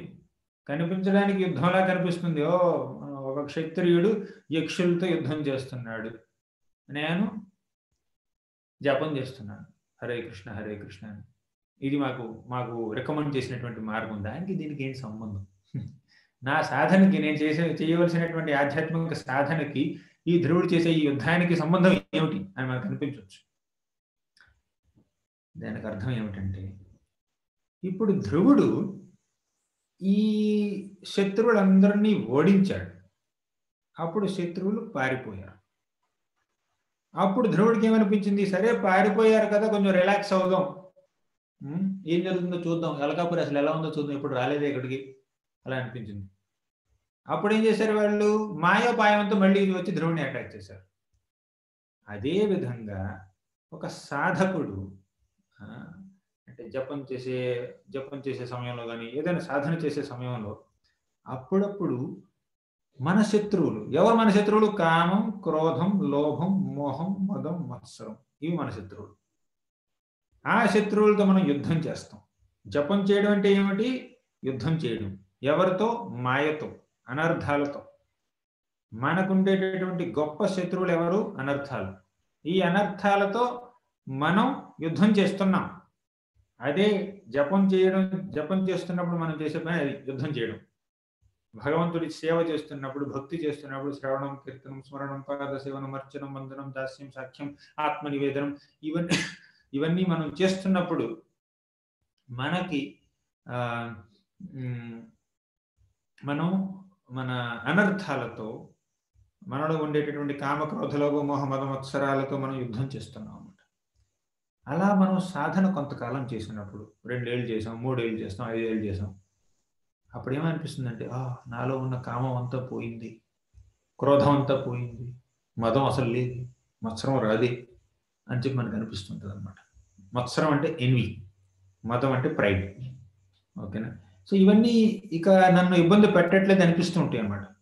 అప్పుడు మనం కొంచెం రిలాక్స్ అవుతాం. సరే, జపం బాగా చేసేసాం, అనర్థాలన్నీ పోయాయి. ఓకే, నాకు కోపం వచ్చి 5 ఏళ్ళు అయింది తెలుసా, అంటే క్రోధాన్ని పూర్తిగా జయించాను నేను. తర్వాత నాకు నేను ఎవరి పట్ల ఎటువంటి అసూయ, ద్వేషం, భావనలు అసలు కొంచెమైనా కలగలేదు. నాలో ఇసుమంతో కూడా గర్వం లేదు అని మనకు అనిపించవచ్చు. అది నిజం కూడా కావచ్చు అప్పుడప్పుడు. అంటే సాధన చేయడం ద్వారా మనలో ఉండేటటువంటి ఆ అనర్థాలు కొంచెం మెల్లిగా తగ్గుముఖం పట్టవచ్చు. కానీ అలా అని మనం కాస్త సాధనని నిర్లక్ష్యం చేస్తే, మనం అలర్ట్గా ఉండకపోతే మాయ మళ్ళీ వస్తుందన్నమాట. మళ్ళీ కామం, క్రోధం, లోభం, మోహం, మదం, మత్సరం అవన్నీ వెనుక వచ్చేస్తాయి అన్నమాట. అవన్నీ మళ్ళీ మనల్ని అటాక్ చేస్తాయి. ఎలా అయితే ఈ యక్షులు కొంచెం బ్రేక్ ఇచ్చారు, మన ధ్రువుడికి కొంచెం బ్రేక్ ఇచ్చారనమాట. అప్పుడు ధ్రువుడు ఏమనుకున్నాడు, వెళ్ళిపోయారు కదా అనుకున్నాడు. కానీ మళ్ళీ వచ్చాయి. ఏ విధంగా వచ్చాయి? ఎంతో దారుణంగా వచ్చాయి అన్నమాట. అది మనం ఊహకి అందనటువంటి రీతిలో వచ్చాయి అనమాట. అప్పుడు ధ్రువుడికి ఏం చేయాలో అర్థం కాలేదు. ఎందుకు ఇలా జరుగుతుంది నాకు? ధ్రువుడు ఎంత గొప్ప మహాయుద్ధుడైనా కూడా 130,000 మంది తనతో యుద్ధం చేస్తున్నా కూడా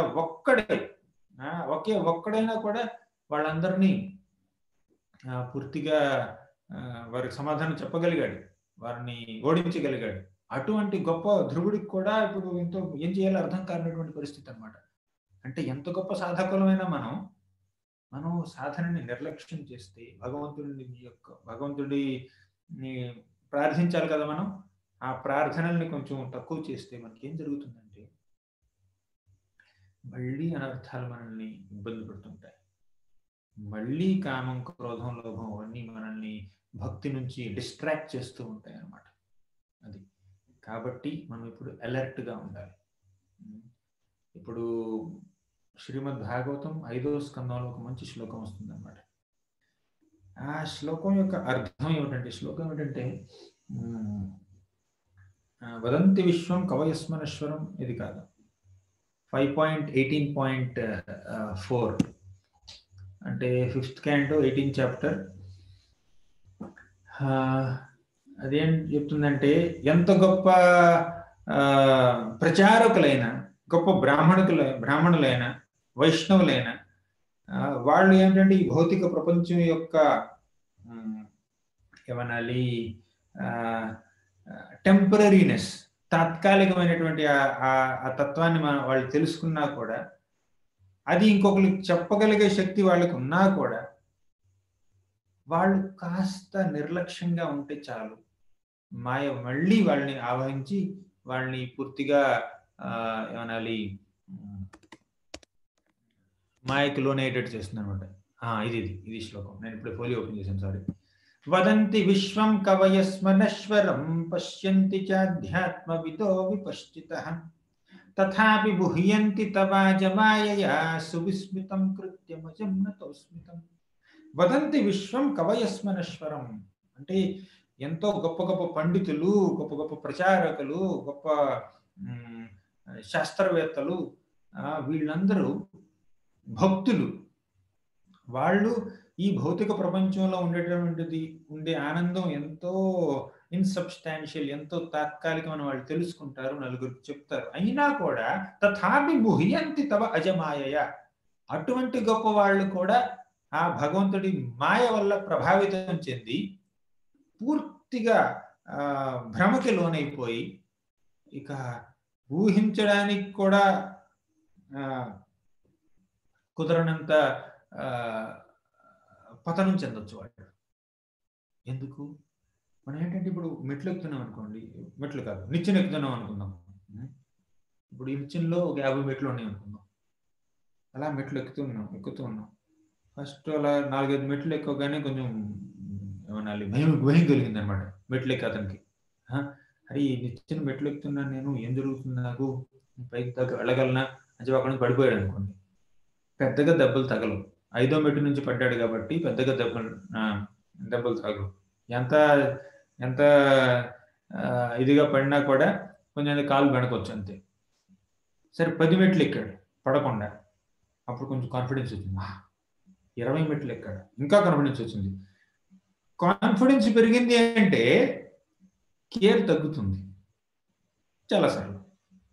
ఒక 20-25 మెట్లు ఎక్కగానే సరే నేను ఎక్కేయగలను, ఇంకో 25 మెట్లు కదా ఎంతసేపు అని చెప్పి ధైర్యం, ఒక ఓవర్ కాన్ఫిడెన్స్ రాగానే ఏం చేస్తాడు, అక్కడ కొంచెం నిర్లక్ష్యంగా ఉంటాడు అనమాట.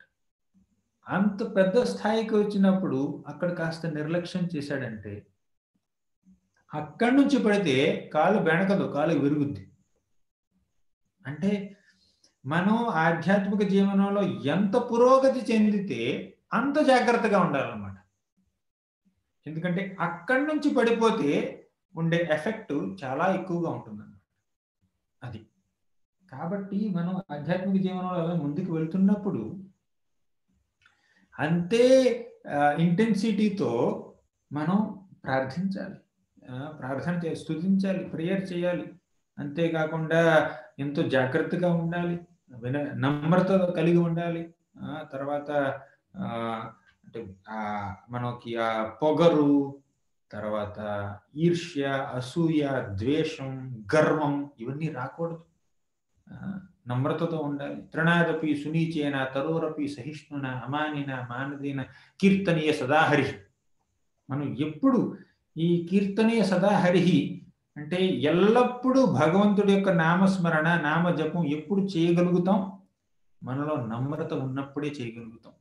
ఎప్పుడైతే మనలో గర్వం, ఈర్ష్య వస్తుంటాయో అప్పుడు మనం భగవంతుడి యొక్క నామాల్ని జపించే శక్తిని పూర్తిగా కోల్పోతాం. అంటే నామం జపించవచ్చు, 16 రౌండ్లు కౌంట్ అవ్వచ్చు, కానీ అది కేవలం కౌంటింగే కావచ్చు కానీ చాంటింగ్ కాకపోవచ్చు. అంటే అందులో ఒక ఉండవలసినటువంటి భక్తి, ఆ యొక్క భావన అవి లేకుండా ఉండవచ్చు అన్నమాట. ఎందుకంటే ఒక గర్వం వచ్చేసింది. సో కాబట్టి మనం భక్తిలో పురోగతి చెందుతున్నప్పుడు మన వయసు పెరిగే కొద్దీ, మన అనుభవం పెరిగే కొద్దీ, మన యొక్క పేరు ప్రతిష్టలు, భక్తులుగా పేరు ప్రతిష్టలు సంపాదిస్తారు కొంతమంది, అవి పెరిగే కొద్దీ మనం చాలా జాగ్రత్తగా ఉండాలన్న విషయం మనం అర్థం చేసుకోవాలన్నమాట. అది గర్వం, నిర్లక్ష్యం అనేటటువంటి రాక్షసుల్ని, యక్షుల్ని మనం మన మనసులోకి రానివ్వకూడదు.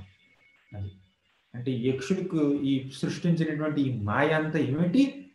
అది ఏమిటంటే ఒక సాధకుడి యొక్క నిర్లక్ష్యం ద్వారా కలిగినటువంటి మాయ ఏర్పరిచింది అనమాట.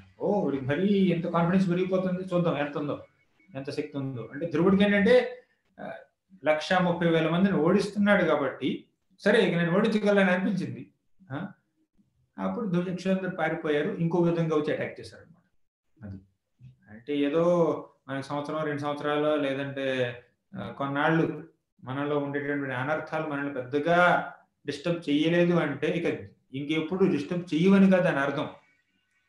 త్వరలో పెద్ద అటాక్ వస్తుంది, రెడీగా ఉండాలని అర్థం. అలా మనం ఎప్పుడు కేర్ఫుల్గా ఉంటే సాధనలో అప్పుడు మనం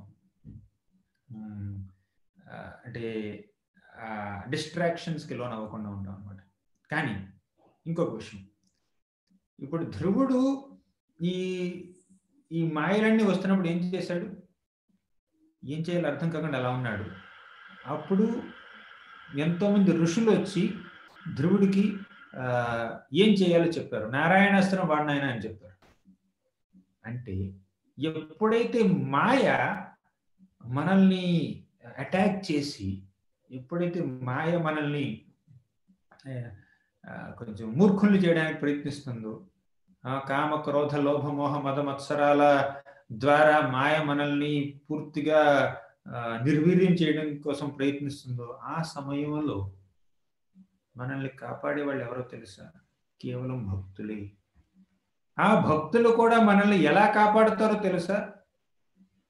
హరినామాన్ని జపించమని మనకి చెప్పడం ద్వారా కాపాడతారు. అది జపించాలని మనకు తెలుసు, కానీ అది మనం మర్చిపోవచ్చు. ఈ సమయంలో నేనేం చేయాలి? మాయ వస్తుంది, నేనేం చేయాలి? జపం చేయాలి. అది చెప్పేవాళ్ళు ఎవరు? భక్తులు చెప్తారు. అంటే ధ్రువుడికి నారాయణాస్త్రం తెలియదా? తెలుసు, కానీ ఆ సమయంలో నారాయణాస్త్రాన్ని విడిచిపెట్టలేకపోయాడు ధ్రువుడు. ఋషులు వచ్చి చెప్పాల్సి వచ్చింది ధ్రువుడికి. అర్థమైందా? అంటే మనం భక్తిలో ఎంత ఏమనాలి, పరిపక్వత సంపాదించిన, ఎంత ఎక్స్పీరియన్స్డ్ అయినా కూడా అప్పుడప్పుడు మనం భక్తిలో కాస్త పట్టు కోల్పోతాం, తర్వాత దాన్ని ఏమంటారు కాన్సన్ట్రేషన్ కోల్పోతాం. అప్పుడప్పుడు మనం కూడా కొంచెం డిస్ట్రాక్ట్ అయిపోతాం. ఈ కామక్రోధలు మహమహా ఇవన్నీ మనల్ని మళ్ళీ మాయలోకి లాగొచ్చు. అప్పుడు మనల్ని రక్షించేవాళ్ళు కేవలం భక్తులే. వైష్ణవ సాంగత్యం లేకుండా విష్ణు భక్తి, కృష్ణ భక్తి సాధ్యం కాదు. కేవలం భక్తుల యొక్క సాంగత్యంలోనే మనం భక్తి చేయగలుగుతాము. మనకి ఎంత తెలిసినా, మనం ఎన్ని శాస్త్రాలు నేర్చుకున్నా, ఎంత పండితులమైనా, ఎంతో మందికి బోధించే శక్తి మనలో ఉన్నా కూడా మనకంటూ కొన్ని అనర్థాలు ఉంటాయి. ఆ అనర్థాల నుంచి మనల్ని రక్షించే భక్తులు కొంతమంది ఉంటారు. వారి శరణం మనం ఇప్పుడు పొందాల్సింది. అది కాబట్టి భక్తుడికి ఉండేటటువంటి గొప్ప శత్రువు గర్వం. ఇంకా చాలా శత్రువులు ఉన్నాయి. అంటే ఓవర్ కాన్ఫిడెన్స్ ఉండకూడదు మనలో. ఇంకొకటి అసూయ. కాబట్టి ఈ ధ్రువుడు ఈ భక్తులు ఇచ్చినటువంటి సలహాని వెంటనే స్వీకరించాడు. అప్పుడు వాళ్ళు ఏం చేశారు? నారాయణ నారాయణ నా అస్త్రాన్ని గుర్తించారు. కాబట్టి మనకుండే నారాయణ అస్త్రం ఏమిటి? ఆ అస్త్రం ఏంటంటే హరినామ, హరే కృష్ణ మహామంత్రం అన్నమాట. ఈ హరే కృష్ణ మహామంత్రాన్ని మనం ఎప్పుడు ఉచ్చరిస్తే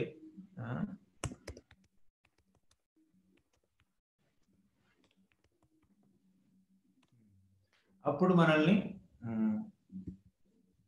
ఈ మాయ మనల్ని ప్రభావితం చేయకుండా ఉంటుంది అనమాట. అది కాబట్టి ధ్రువుడి యొక్క దాన్ని ఏమంటారు, ఈ యొక్క యుద్ధం మనకి ఎంతో గొప్ప గొప్ప పాఠాలని మనకి నేర్పిస్తుంది అనమాట. కాబట్టి మనం ఈ భక్తుల సాంగత్యాన్ని, హరే కృష్ణ మహామంత్రాన్ని ఎప్పుడు విడిచిపెట్టకుండా ఉండాలన్నమాట. సో అది మనం ఇప్పుడు దాకా నేర్చుకున్న ఇది. అంటే ఇప్పుడు నేను ఐ థింక్ 10th చాప్టర్ చెప్పాను. ఐ థింక్ 11th చాప్టర్లో కూడా ఎంటర్ అయినట్టున్నాను. కాబట్టి మనం రేపు ఫైటింగ్లో తర్వాత ఏం జరిగింది అనేది రేపు చూద్దాం. కొంచెం సస్పెన్స్ ఇవ్వాలి కదా. అంటే ఇప్పుడు ధ్రువుడు నారాయణాస్త్రాన్ని విడిచిపెట్టాడు. నారాయణాస్త్రాన్ని విడిచిపెట్టి యక్షులు సృష్టించినటువంటి ఆ మాయ నుంచి పూర్తిగా బయటపడ్డాడు. సో అంతవరకు మనం చెప్పుకున్నాం. సో తర్వాత యక్షులు ఏం చేశారు, తర్వాత ఏం జరిగింది రేపు చెప్పుకుందాం. హరే కృష్ణ. గ్రంథరాజ్ శ్రీమద్ భాగవతం కి జయ, శ్రీల ప్రభుపాద్ కి జయ. Hare Krishna Prabhuji. Prabhuji, shall we request some questions if anybody has? Yes, Prabhu, sure. Hare Krishna. I request all the devotees to raise your hands. మీరు హ్యాండ్స్ రైజ్ అన్నా చేయొచ్చు, లేదంటే క్వశ్చన్ అన్నా మీరు చాట్ లో ఇవ్వచ్చు. సనాతన గోకుల్ ప్రభు will ask the questions.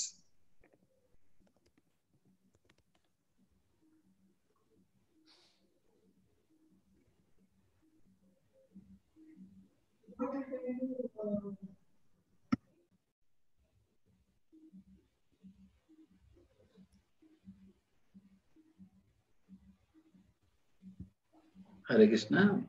Kondoju Krishnamurthy. మీరు కృష్ణ ప్రభు. హరే కృష్ణ ప్రభు. హరే కృష్ణ ప్రభు. ధన్యవాద ప్రణాం. కృష్ణమూర్తి కతార్ నుంచి మాట్లాడుతున్నాను ప్రభు.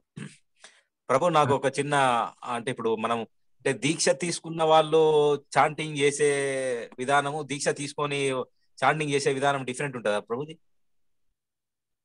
అంటే గురు దీక్ష తీసుకున్నాక చాంటింగ్ లో డిఫరెంట్ అంటే ప్రభావం ఎలా ఉంటది ఇప్పుడు? అంటే మనం నారాయణ అస్త్రం గురించి చెప్పారు కదా, అట్లని.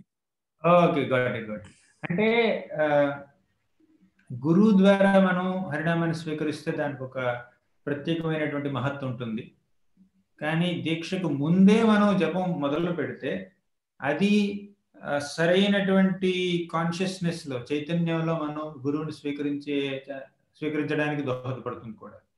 కాబట్టి హరినామ మహామంత్రం అది effective either before diksha or after దీక్ష.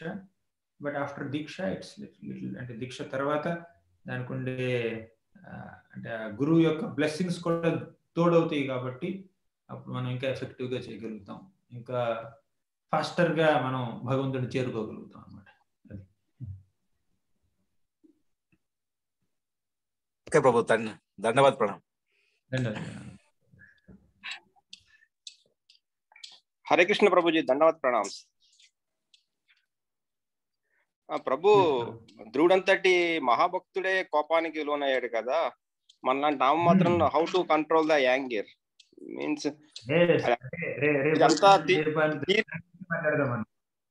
అలాగే విన్నప్పుడంతా అంత కంట్రోల్ ఉన్నట్టు ఉంటుంది, కానీ ఆ సిచ్యువేషన్ లో లూజ్ కంట్రోల్. అదే రేపు మనం స్టోరీలో ఏమిటంటే మన ధ్రువుడు అతి రోషానికి లోనవుతాడు అనమాట. ఇప్పుడు దాకా ధ్రువుడు చూపించిన కోపం చాలా తక్కువ, అసలు కోపం ఇప్పుడు చూపిస్తాడు. నారాయణాస్త్రం విడిచిపెట్టిన తర్వాత ధ్రువుడు ఈ యక్షులందరినీ చంపేయాలి, ఇప్పుడు దాకా ఒక యక్షుడు చంపాడు నా తమ్ముడిని అన్న కోపంతో వచ్చాడు, ఇప్పుడు యక్ష జాతిని సమూలంగా నాశనం చేసేయాలన్న ఒక కోపంతో ఈ ధ్రువుడు అందరిని చంపైపోతాడు. అప్పుడు అతి రోషం అంటారు దాన్ని, అంటే కోపం మరీ ఎక్కువ అవ్వడం అనమాట, అతి రోషం. అప్పుడు స్వయంభూమన్ వచ్చి కంట్రోల్ చేస్తాడు. ఎలా కంట్రోల్ చేస్తాడనే విషయం మనం రేపు చర్చించుకుందాం. రేపు క్లాస్ అంతా మీ క్వశ్చన్కి ఆన్సర్ చెప్పడంలోనే అయిపోతుంది. అలాగే ప్రభుజీ, అలాగే ధన్యవాద ప్రణామ్.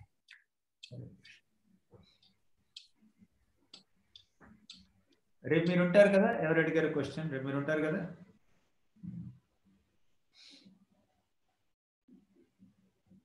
ఇంకా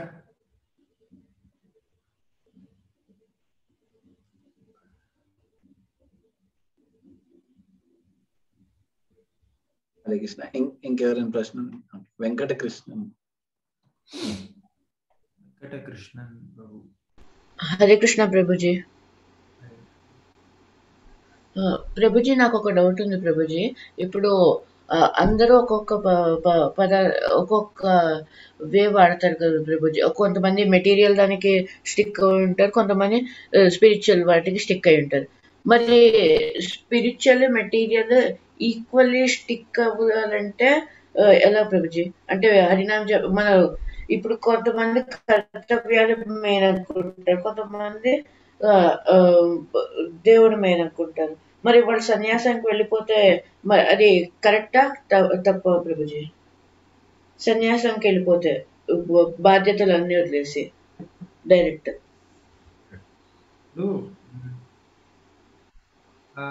ఒక్కొక్కళ్ళకి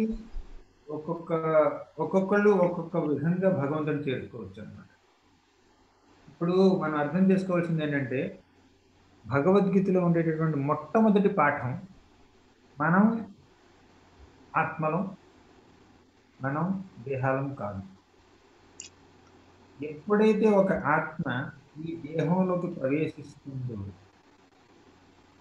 ఈ దేహం ద్వారా ఆ ఆత్మకి కొన్ని బంధాలు, బంధుత్వాలు, బాధ్యతలు ఏర్పడతాయి. ఆ బాధ్యతల్ని నిర్వర్తించడం అది ధర్మం. అవి భౌతికపరమైనటువంటి బాధ్యతలు అన్నమాట. అలాగే ఆధ్యాత్మికపరమైన బాధ్యతలు కూడా కొన్ని ఉంటాయి. ఒక ఆత్మగా, ఒక జీవుడిగా, ఆ భగవంతుడి యొక్క శాశ్వతమైనటువంటి భక్తుడిగా, సేవకుడిగా ఒక వ్యక్తికి కొన్ని బాధ్యతలు ఉంటాయి అన్నమాట. అవి ఆధ్యాత్మికపరమైన బాధ్యతలు. మనం అది శాశ్వతంగా ఏ జన్మలో ఉన్నాడో కూడా ఆ బాధ్యత మారదు. కానీ కొన్ని బాధ్యతలు ఈ జన్మకు మాత్రమే పరిమితం, కొన్ని జన్మలు ఈ భౌతిక దేహానికి మాత్రమే పరిమితం అన్నమాట. మనం ఈ భౌతిక దేహంలో ఉన్నంత వరకు ఈ బాధ్యతల్ని మనం నిర్వర్తించాలి. కానీ కేవలం భౌతికపరమైనటువంటి బాధ్యతల్ని మాత్రమే నిర్వర్తిస్తూ ఆధ్యాత్మిక పరమైనటువంటి బాధ్యతల్ని పూర్తిగా విస్మరిస్తే మనం మానవ జీవితం మనకిచ్చేటటువంటి గొప్ప అవకాశాన్ని కోల్పోతాం. రెండు చెయ్యాలి, మనం రెండు చేయాల్సిందే. కానీ ఎవరు దేనికి ఎక్కువ ప్రాధాన్యత ఇస్తారు అనే విషయం అది పరిస్థితులకు అనుగుణంగా ఉంటుందండి. కొంతమంది గృహస్థాశ్రమంలో ఉంటూ భగవంతుడి యొక్క భక్తి బాగా చేయగలుగుతారు. ఇంకొంతమంది ఈ బ్రహ్మచారి గృహస్థ ఆశ్రమంలో ఉంటూ భక్తి బాగా చేయగలరు. ఎవరు గొప్ప అన్న విషయం కాదు విషయం. అసలు విషయం ఏమిటంటే ఎవరికి ఏది సూట్ అవుతుంది అన్నది విషయం. ఇప్పుడు షోరూమ్కి వెళ్ళినప్పుడు కొంతమంది చూస్తారు, కొన్ని డ్రెస్సెస్ ఉంటాయి. ఈ డ్రెస్ చాలా బాగుంది, ఈ కలర్ చాలా బాగుంది, ఈ సైజ్ చాలా బాగుంది, అలా అని మనం దాన్ని ఏమంటారు బట్టలు చూస్తూ ఉంటాం.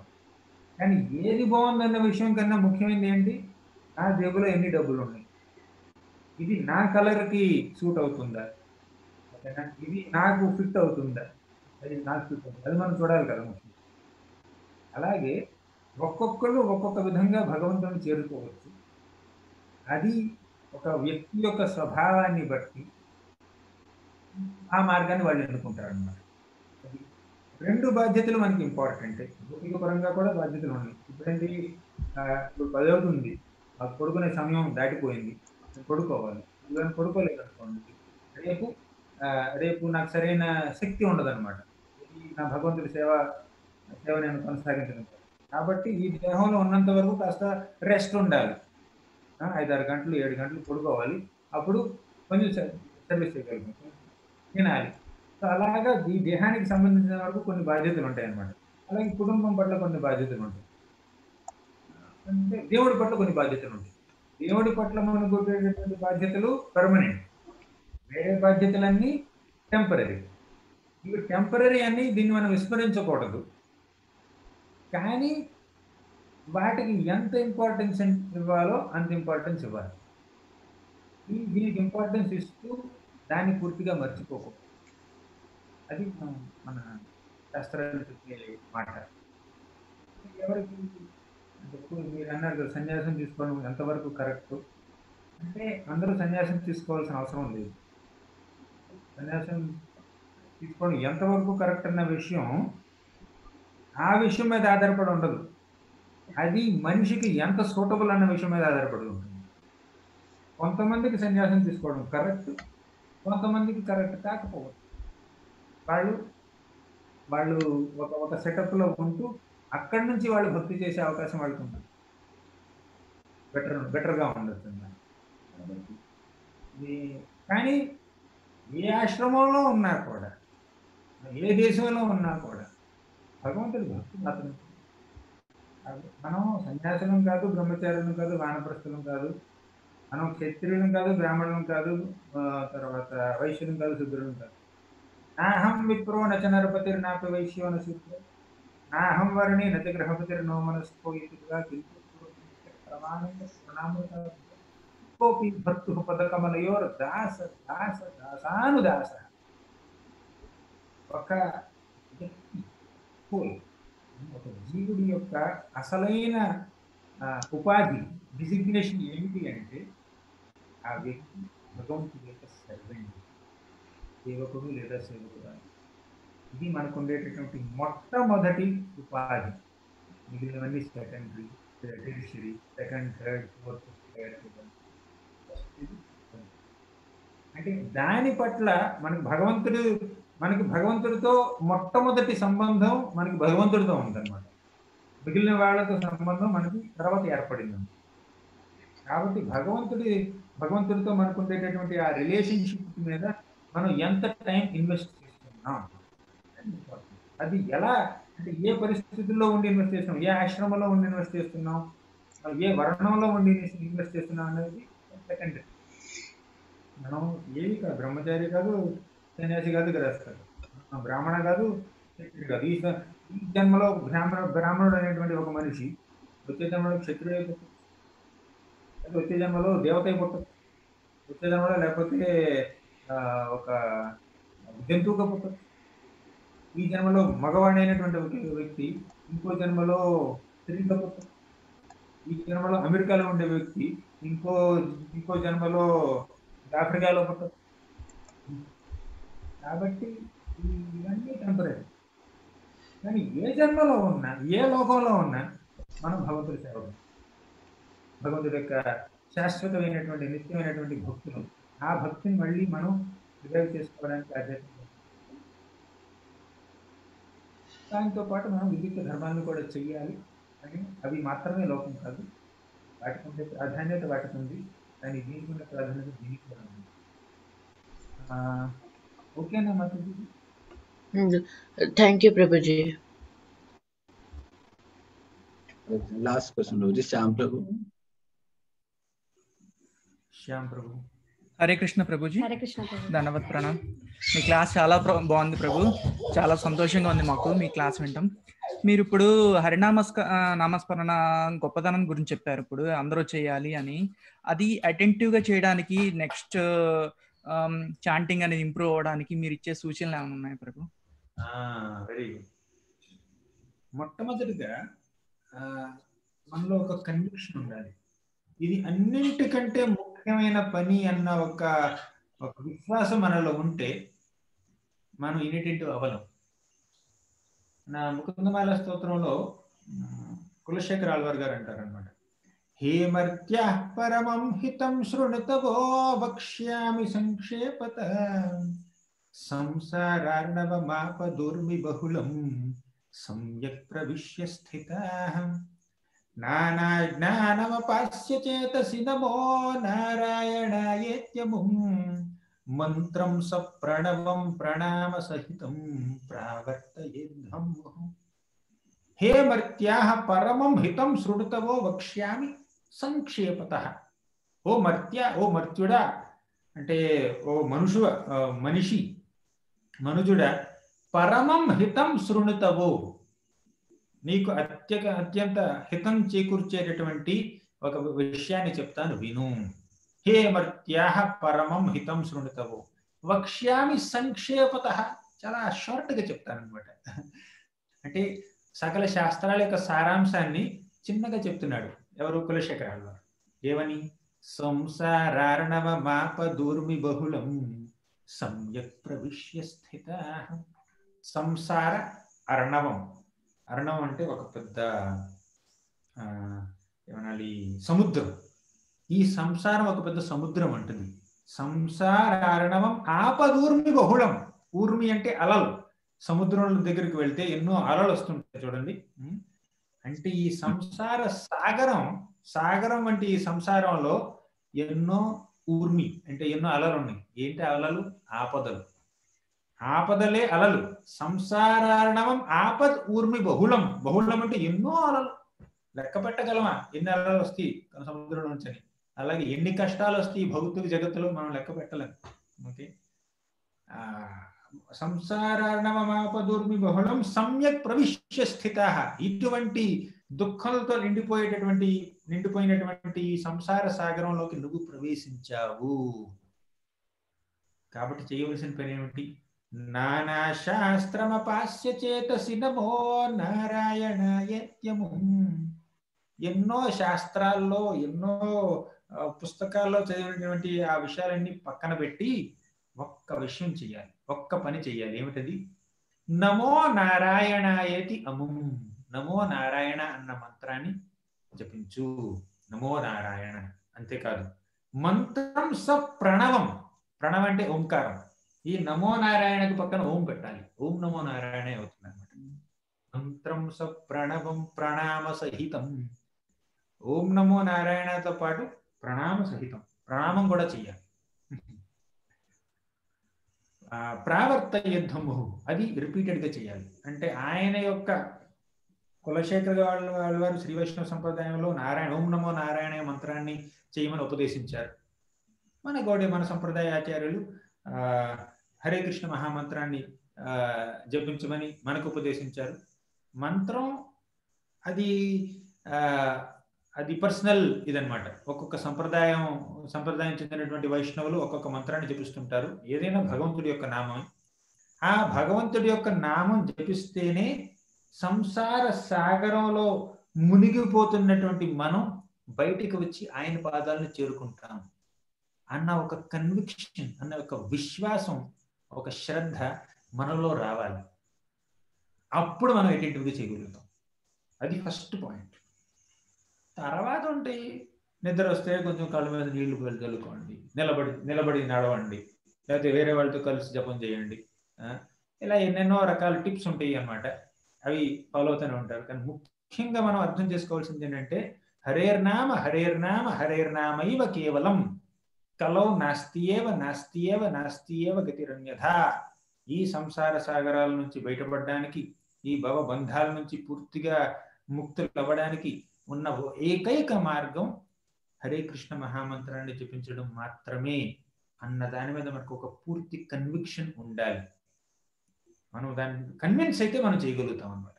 ఇది తప్ప నాకు వేరే మార్గం లేదన్న కన్విక్షన్ మనకు ఉంటే, ఎప్పుడైతే మనం ఇండియన్ అవుతున్నామో అప్పుడు మనకు ఆ కన్విక్షన్ లోపిస్తుంది అనమాట. అది అంతేకాదు, ఇది మొట్టమొదటి నేను చెప్పేది. రెండో విషయం ఏమిటంటే మనకు ఒక మూడ్ ఉండాలి. ఎప్పుడు మనం జపం సరిగ్గా చేయగలుగుతాం? చైతన్య మహాప్రభు శ్రీ చైతన్య శిక్షాష్టకంలో 3వ శ్లోకంలో చెప్పారు. ఏమిటది తెలుసు కదా మీకు? మీరు చెప్తారా? తెలియదు ప్రభు, చెప్పండి ప్రభు. ఏంటంటే త్రినాదపి సునీచేన తరోరపి సహిష్ణున అమానిన మానదేన కీర్తనీయ సదాహరి. త్రినాదపి సునీచేన అంటే ఒక గడ్డి పరక కంటే నమ్రతతో ఉండాలి. తరోరపి సహిష్ణున అంటే ఒక చెట్టుకు ఉండేటటువంటి సహనం కంటే ఎక్కువ సహనం మనలో ఉండాలి. Tolerance. First is humility, second is tolerance. అమానిన మానదేన, ఇంకొకరి నుంచి మనం ఎప్పుడూ మర్యాద ఆశించకూడదు. అందరినీ గౌరవించాలి. ఇంకొకరు నన్ను గౌరవించాలి అన్న ఆశ మనలో ఉండకూడదు. మనం అందరినీ గౌరవించాలన్నమాట. ఈ 4 మనలో ఉంటే humility, tolerance, respecting others, not expecting respect from others, నమ్రత, సహనం, అదర్ని వేరే వాళ్ళని గౌరవించడం, ఇంకెవరి నుంచి గౌరవాన్ని ఆశించకుండా ఉండడం, అప్పుడు కీర్తనీయ సదాహరి, అప్పుడు మనం జపం చేయగలుగుతాం అన్నమాట. బాగా అది ఒకటి. ఇదే మార్గం అన్న ఒక కన్విక్షన్ ఉండాలి. రెండవది, ఆ జపం చేయడానికి కావాల్సినటువంటి ఆ చైతన్యం, ఆ యొక్క మూడ్ ఉండాలి, యాటిట్యూడ్ ఉండాలి. తర్వాత ఇంకా వేరే వేరే టెక్నిక్స్ ఉంటాయి కదా, టెక్నిక్స్ వాడతాం. నేను 3 మాత్రం చెప్పాను అంతే. Okay, Hare Krishna Prabhu. Thank you Prabhu. Hare Krishna ప్రభు.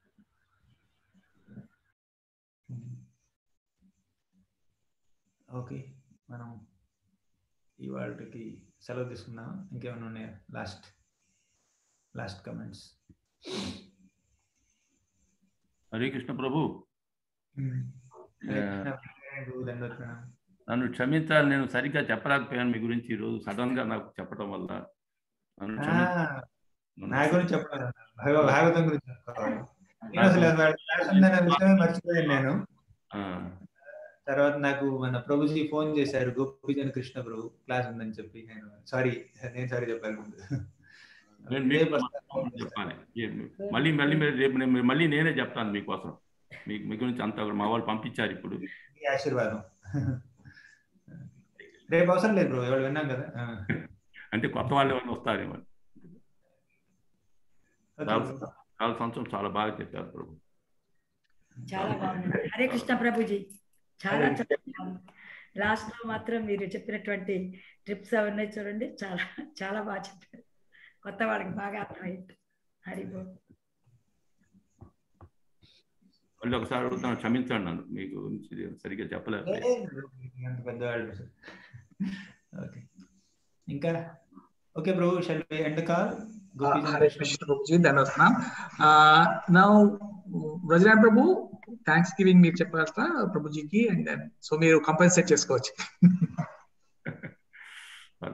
చెప్పేశారు ప్రభు, థ్యాంక్స్ చెప్పేశారు. ఓకే, చాలా అద్భుతంగా చెప్పారు. ఇవాళ మన నారాయణాస్త్రం యొక్క ప్రయోగం ఎలా చేయబోతున్నాడు అది మరి రేపు మొత్తం చెప్తారు మీరు. చాలా బాగా చెప్పారు ధ్రువుని గురించి, ఆ ధ్రువుడి యొక్క కోపాన్ని గురించి. తర్వాత వాళ్ళు ముందు దగ్గర నుంచి తెలుసుకున్న వాళ్ళ సలహా ప్రకారం ఆయన ఎట్లా పాటించాడు దాని గురించి చక్కగా చెప్పారు. చాలా బాగుంది. ఇవాళ రేపు అందరికీ మంచి సందేశాలు కూడా ఇచ్చారు. మా తర్వాత ముకుందమాల్లో మీరు చెప్పారే నమో నారాయణతో, అక్కడ ఆర్ణవం అనేది మన హేమత్య పరిణోహితం శృణుతో వక్ష్యామి సంక్షేపత సంసారాన్న పుదునివ్వడం సమ్యక్ ప్రవిశేష నానా చేసి నారాయణ. అక్కడ సుడిగుండాలి, అది అది మన హేమత్య పరమహితం శృణుతవో వక్ష్యామి సంక్షేపత సంసారాన్న ఆపదూరిని బవ్వడం సమ్యక్ ప్రవిశిస్త. అక్కడ సుడిగుండాలు, అలలుగా సుడిగుండాలు, అనేక సుడిగుండాలు ఉంటాయి దీంట్లో. సుడిగుండాలు ఈ పదం విని చాలా రోజులైంది, చాలా సంవత్సరాలైంది. తెలుగు వొకాబులరీ తగ్గిపోయిందిలేండి ఈ మధ్యలో. Okay Prabhu, thank you. Hare Krishna. మళ్ళీ శివాణి వింటున్నాయి, సంతోషం. Hare Krishna. Hare Krishna. Thank you so much Prabhuji. ఇప్పుడు కృష్ణ బ్లెస్ యూ ప్రభు. మీ ఆరోగ్యం బాగుంది కదా ఇప్పుడు? బాగుంది. కృష్ణుడు మీకు ఆయుర్వేద ఇచ్చుగాక.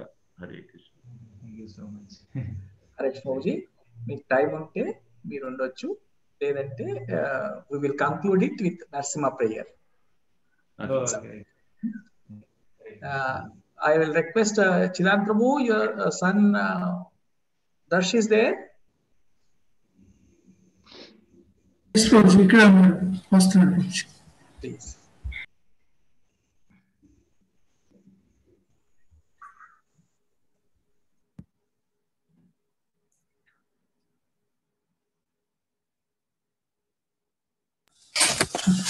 श्री श्री नरसिंह भगवान की जय, भक्त प्रहलाद महाराज की जय, श्री प्रभुपाद की जय। नमस्ते नरसिंहाय प्रहलादोलादुदायिने हिरण्यकशिपूर्वक्षः शीलटङ्कानकालाये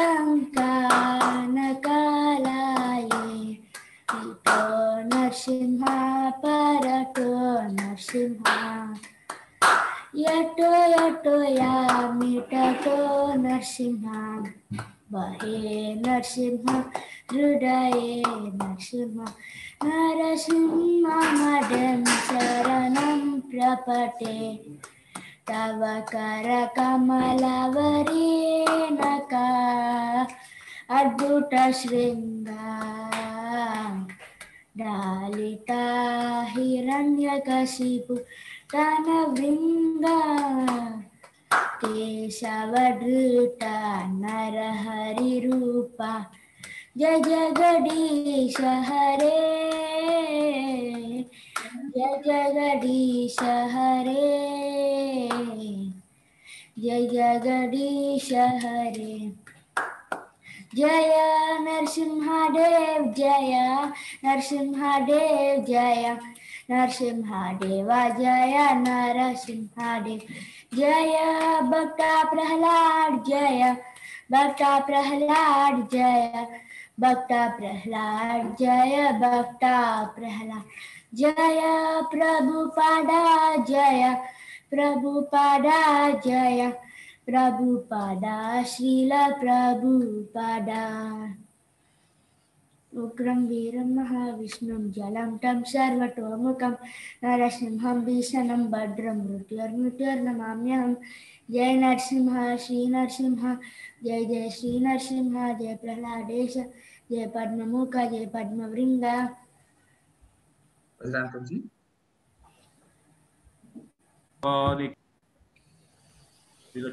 भगवान की जय, भक्त प्रहलाद महाराज की जय, श्रील प्रभुपाद महाराज की जय। All glories to assembled devotee. Hare Krishna. All glories to assembled devotee. Hare Krishna. All glories to assembled devotee. Hare Krishna. All glories to Guru and Gauranga. Hare Krishna. Gaura Premanandi. Hare Hari. Gocharitra Satsang class की गौरांग दर्शन प्रभु की जय।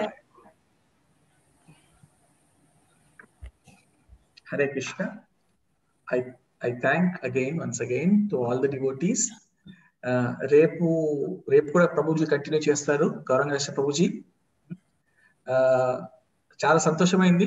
Today almost 100 members వరకు వచ్చాను, దగ్గర 199 touch అయ్యాము. So Prabhuji కూడా is taking all the pain మన కోసము.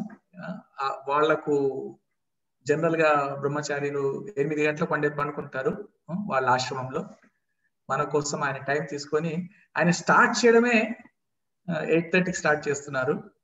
సో అందరూ రావడం ఇంకా చాలా సంతోషమైంది. సో రేపు కూడా ఇదే విధంగా మనము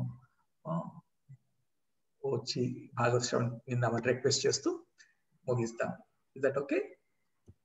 కార్యక్రమం విజయవంతం